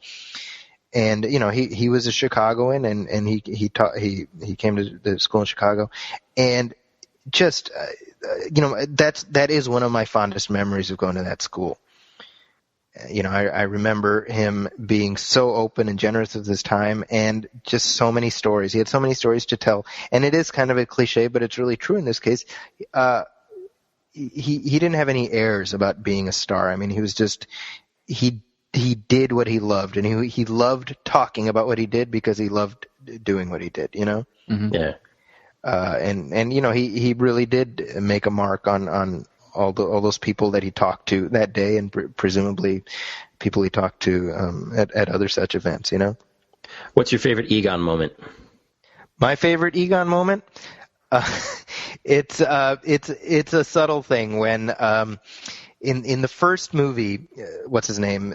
Lewis has been possessed by Vince Glortho, the Keymaster, and he's been caught by the police. And the police show up at the firehouse, and the cop shows up, and Egon comes out, and the guy's like, "You a Ghostbuster?" And there's Lewis there, and he says, "Are you the Keymaster?"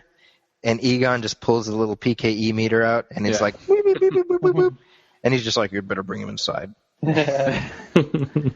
It's just so subtle. Like the humor of it comes from the ridiculousness of it, and how this is just that's their life, you know. That's what they do day in and day out. What about you guys? Mine is probably a tie between when they're at the hotel. Is it still called the Sedgwick, by the way? What's the real name of that hotel now? I'm not a New York person. Do you guys know? I'm not sure. I don't know. Anyways, when they're at that hotel, and he walks by that one guy, and he has a PKE meter. Yeah, this is mine too. Yeah, that's my favorite too. A strong-hearted poke. And the other one is when he's just furious beyond control at Walter Peck, and he says, "Your mother." Oh, right. That's right. And that's it. I mean, he doesn't say anything else. It's like it wasn't really a cut-off moment. You know, it wasn't like a ... It was just "your mother." So those are my two favorite moments. You know, and just related to that is a moment that precedes that by just a few minutes when Peck and those guys are trying to turn it down, and he says, "Try to understand, this is a high voltage laser containment system. Simply shutting it down is like dropping a bomb on the city." You believe it. Yeah. Yeah. He gives, you know, again, I keep coming back to this idea, the idea of stakes. Mm-hmm. And you know, that's what Egon does, right? He grounds the movie, because when Venkman shows up, he's echoing Egon's point, right? So in other words, it's not, at that moment, Venkman is serious. Right. But we wouldn't know how are we supposed to interpret him, because we're used to him being funny. Yeah. Except that Egon kind of sets the tone for that. Yeah, you're right. Brian, what about you? Oh, I don't know. Yeah, like I said, I mean, it's funny because I couldn't repeat the movie to you guys like you guys could to each other.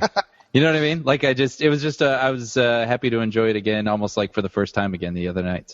So can you answer this question? How does it feel to be empty then? Well, it's just really funny because when Zaki told me that the summer of '89 he was looking least forward to Indiana Jones and most forward to Ghostbusters, I was like, wow, we have the reverse life. You know what was interesting?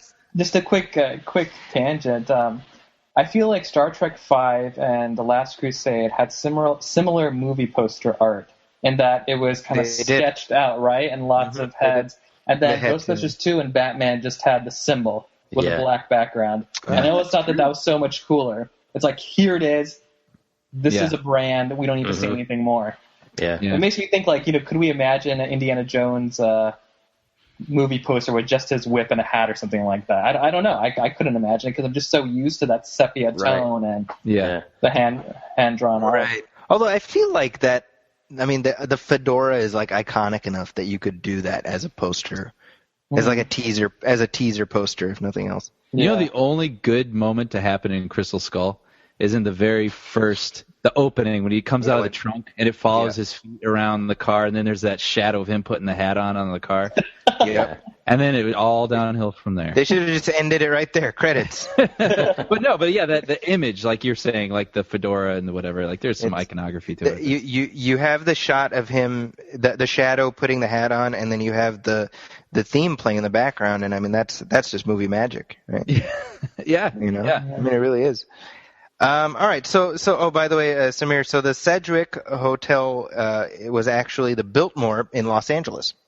Oh. Yeah. Oh, funny. I did not know that. Yeah. Even the exterior. Because the Biltmore, I guess this is more research we probably have to do, but the Biltmore is kind of at an angle in LA. It's on I believe it's on Hill Street or something like that, so it doesn't have that big open, like you couldn't imagine the Ecto just, driving into this big long curb. Right. The exteriors were probably New York. And then the interior was the Biltmore in LA. I mean, also on that note, the first scene in the library was in New York, and then once they go downstairs into the basement, that's actually shot at USC.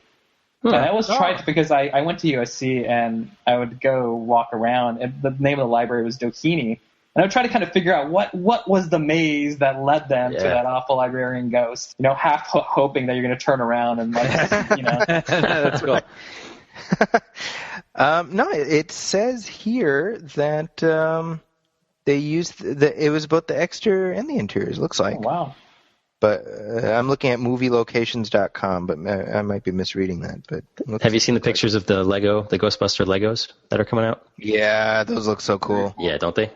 More things I won't be buying because I live in a house where Legos do not stay in a built format. And so you're Will Ferrell in Lego Movie, basically. Well, that's the problem. I don't want to tell my kids not to break them because they're meant to be broken, but I don't want to bother buying them stuff that's supposed to be built a certain way. I'd rather just give them a tub of Legos and let them do whatever they want. Right. Yeah. Because they suck. They ruin everything. Anyway. Can I show you guys something before we leave? Yeah. Yes. It's not Egon. I wanted to get Egon out, but they're doing work on our garage, and I just couldn't get to the boxes. But oh, dude, I hate you. I hate you so much. Is that Ray? Nice. That's Ray. This is, I believe, the Power Pack series. This is when they were getting desperate. Yeah, right. Trying to use the same mold and do something. So I believe this was either series 7 or 8. I had a Peter Venkman from the first series of Real Ghostbusters, and I don't know if you guys remember this, but the toys, they came with the proton pack, and then the blaster came with like a plastic energy stream. Yeah, I do remember that. Yeah. And you would spin it around, and I remember I cut it off because it didn't make sense. As kids, we're like, wait a second. They didn't have this weird thing sticking out of a proton pack ever. The proton pack toy. I mean, they had that yellow foam thing. I can't remember one kid that left that on to play with it. Isn't that weird how we preferred our imagination? Yeah. Yeah. Zaki, we were talking about, didn't we both built proton packs? Yep. I used shoe boxes. Yeah, I used a shoebox and a paper towel roll as the gun. Right. All right, so moving on, we do have a little bit of a trivia, and since I lost the last round, I will be dispensing trivia to you guys. Dispense away. Ghostbusters related trivia. Good luck, Brian. Okay. So Sameer, the way this works is each of you guys choose an avatar for yourself, and then I will ask the questions, and if you have the answer, you just say your avatar's name. So for this one, what I want you to do is pick non-Ghostbusters characters. Who's William Atherton? What's his name? Peck. Walter Peck. Peck. I'll be Peck. I'll be Stay Puft. Stay Puft. Vince Clortho. Vince Clortho, really? Not even Louis Tully you went with? No, Vince Clortho, Keymaster of Gozer. To be clear. Right. So I'll say Stay Puft if I know the answer? Yeah, it's like your buzzer. Your name is your buzzer. Yeah, we're kind of like we don't have like fancy schmancy technology here. So. Okay, so here we go. The role of Winston Zeddemore was originally written for which actor? Yes, Eddie Murphy. That's right, Eddie Murphy. Okay, so that's question the first. Okay, who provided the voice of Zool, who is the ghost played by Dana, that possesses Dana? Peck. Yes. Ivan Reitman. That's right, Ivan. Wow. Boom. Wow, good job. For the guy that didn't grow up Yeah, I in this know. movie, you're kind of killing. He's But I studied love up. trivia. I'm just clouded with all the emotion right now, so I'm sorry. I just can't play. You're playing with my childhood here. Okay. Before deciding on the title Ghostbusters, the original title for this film was going to be what? I actually know this too. Do you really? I do. Okay. go Are ahead. you guys looking at the same IMDb page or something? That's right. Yeah, go ahead, Brian. Ghost Smashers. Yes, that's right. See, this is why Zaki doesn't get to make quizzes. Well, no, see, here's the thing, though. Because I love movies so much. Anytime I watch a movie, I love to read about it for like 40 minutes after I watch a movie. And since I just watched Ghostbusters, I read all about Ghostbusters. Okay, here we go. Ghostbusters was the movie debut of this famous radio and TV personality. Stay Puft. Yes. Casey Vince Kasem? Clortho. Oh, yeah. Close, but no. Oh, not. Vince Clortho? Yes, go ahead. Larry King? That's right. I was going to say, picture an owl. You knew that, Conan Brian? O'Brien always said that? Yeah. Looks like an owl. Brian, you knew that? I did. Why'd you buzz in? Because I already won. Yeah, but you could have gone for the clean sweep. No mercy. all Finish right. him, Johnny. Sweep the leg. Okay, question the fifth. So this is the last one. This future director tells the Ghostbusters they're full of crap in Ghostbusters 2. Oh, The kid? I know too. Yeah. Oh, Vince Clortho. Yes. Jason Reitman. Jason Reitman. That's right. He's the little kid? He's Yeah, a little kid. My Yeah. dad says you're full of crap. Yeah. That's why you went out of business. So we have Vince Clortho got 2, Walter Peck got 3, and Mr. Stay Puft got Sad nothing. 0. I know, man. That's rough. Well, all that means is that you have to come back on so that you can Yes, you sir. can redeem your good name. Now this was a tiebreaker question I didn't get to ask. This is not for points, but I do think it's interesting. Which movie did Dan Aykroyd reprise Ray Stantz in? Stay Puft. Casper. Yep. That's right, Casper. Boom. No, maybe. Oh, really? I should have had that. That's You funny. Really? would have got on the board. Yeah, he has a cameo as Ray in Casper. Yeah. Now, is he Ray Stantz or does he just go by Ray? No, he's Ray Stantz. He's wearing the Ray Stantz. Yeah, he's. Although he has like a mustache. I felt like that was just one of. I mean, for Casper, it's such a big cop out of the character, you know. Like for instance, I posted something on my wall, Zaki. Egon, Harold Ramis felt his character was so sacred that for Wastebusters he used Elon. Yeah. And I felt that Dan Aykroyd kind of just sold the character a little short. Because I think Dan Aykroyd is kind of like if a dollar drops, I think he shows up. I don't think he's right because the line was, "Who are you going to call? Someone else." which in the universe of Casper and Ghostbusters, Casper is stronger than Gozer. So I don't know how you guys feel about that. I, for one, am not happy. Well, we'll just discount Casper from the canon. There was only tangentially related. I did a nostalgia theater on my site a few weeks ago about the Gilligan's Island cartoon show. Yeah. And there was a cartoon called Gilligan's Planet. And it's about all the castaways. They wind up in space. Right. So I posted a video to that, and so I looked it up on YouTube, and somebody left a comment under that where they were like, I don't consider this part of the canon, the Gilligan's Island canon. And I'm like, oh, well, I'm like, thank you for sharing that. Part of the Gilligan's Island canon. And the Harlem Globetrotters are a part of that canon. but not the space aliens. That's kind of that's where we're at with how that works out. That's funny. Well, on that note, we have reached the end of our time. So, Sameer, where can people find you online? You can find me. That's a good question. I don't really have a website of any sorts, but you can look me up on IMDb, Twitter. At Ginbusters is my handle on Twitter. Now, is that an homage to Ghostbusters? Yes. And Gin Busters, so Jinn Busters. And Brian, how about you? You can find me at everythingbrian.blogspot.com, Brian with an I. And are you on Twitter? Oh, I am. Zaki reminds me every week. I have no online Twitter presence, but at everythingbrian if you want to see like a tweet I posted last year. Sean, what about you?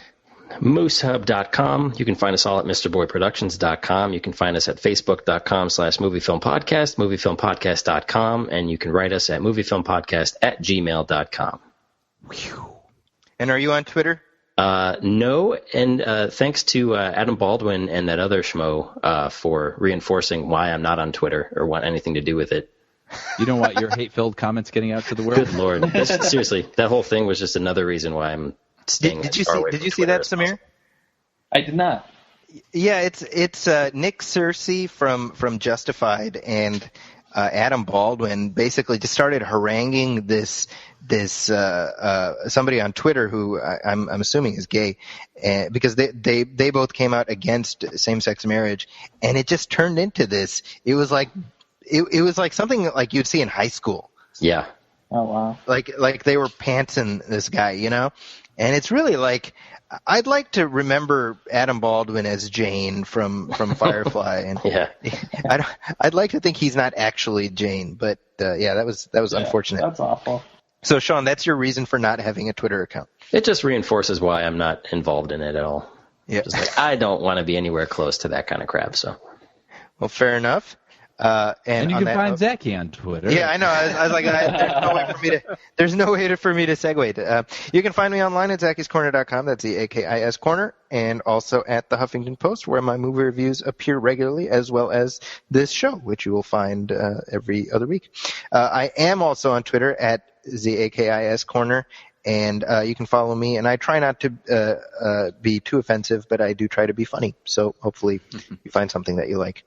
On behalf of my colleagues, Sean Coyle and Brian Hall, and on behalf of our special guest, Sameer Gardezi, thank you so much for listening. This is the Movie Film Podcast, and we will see you in 2 weeks. Welcome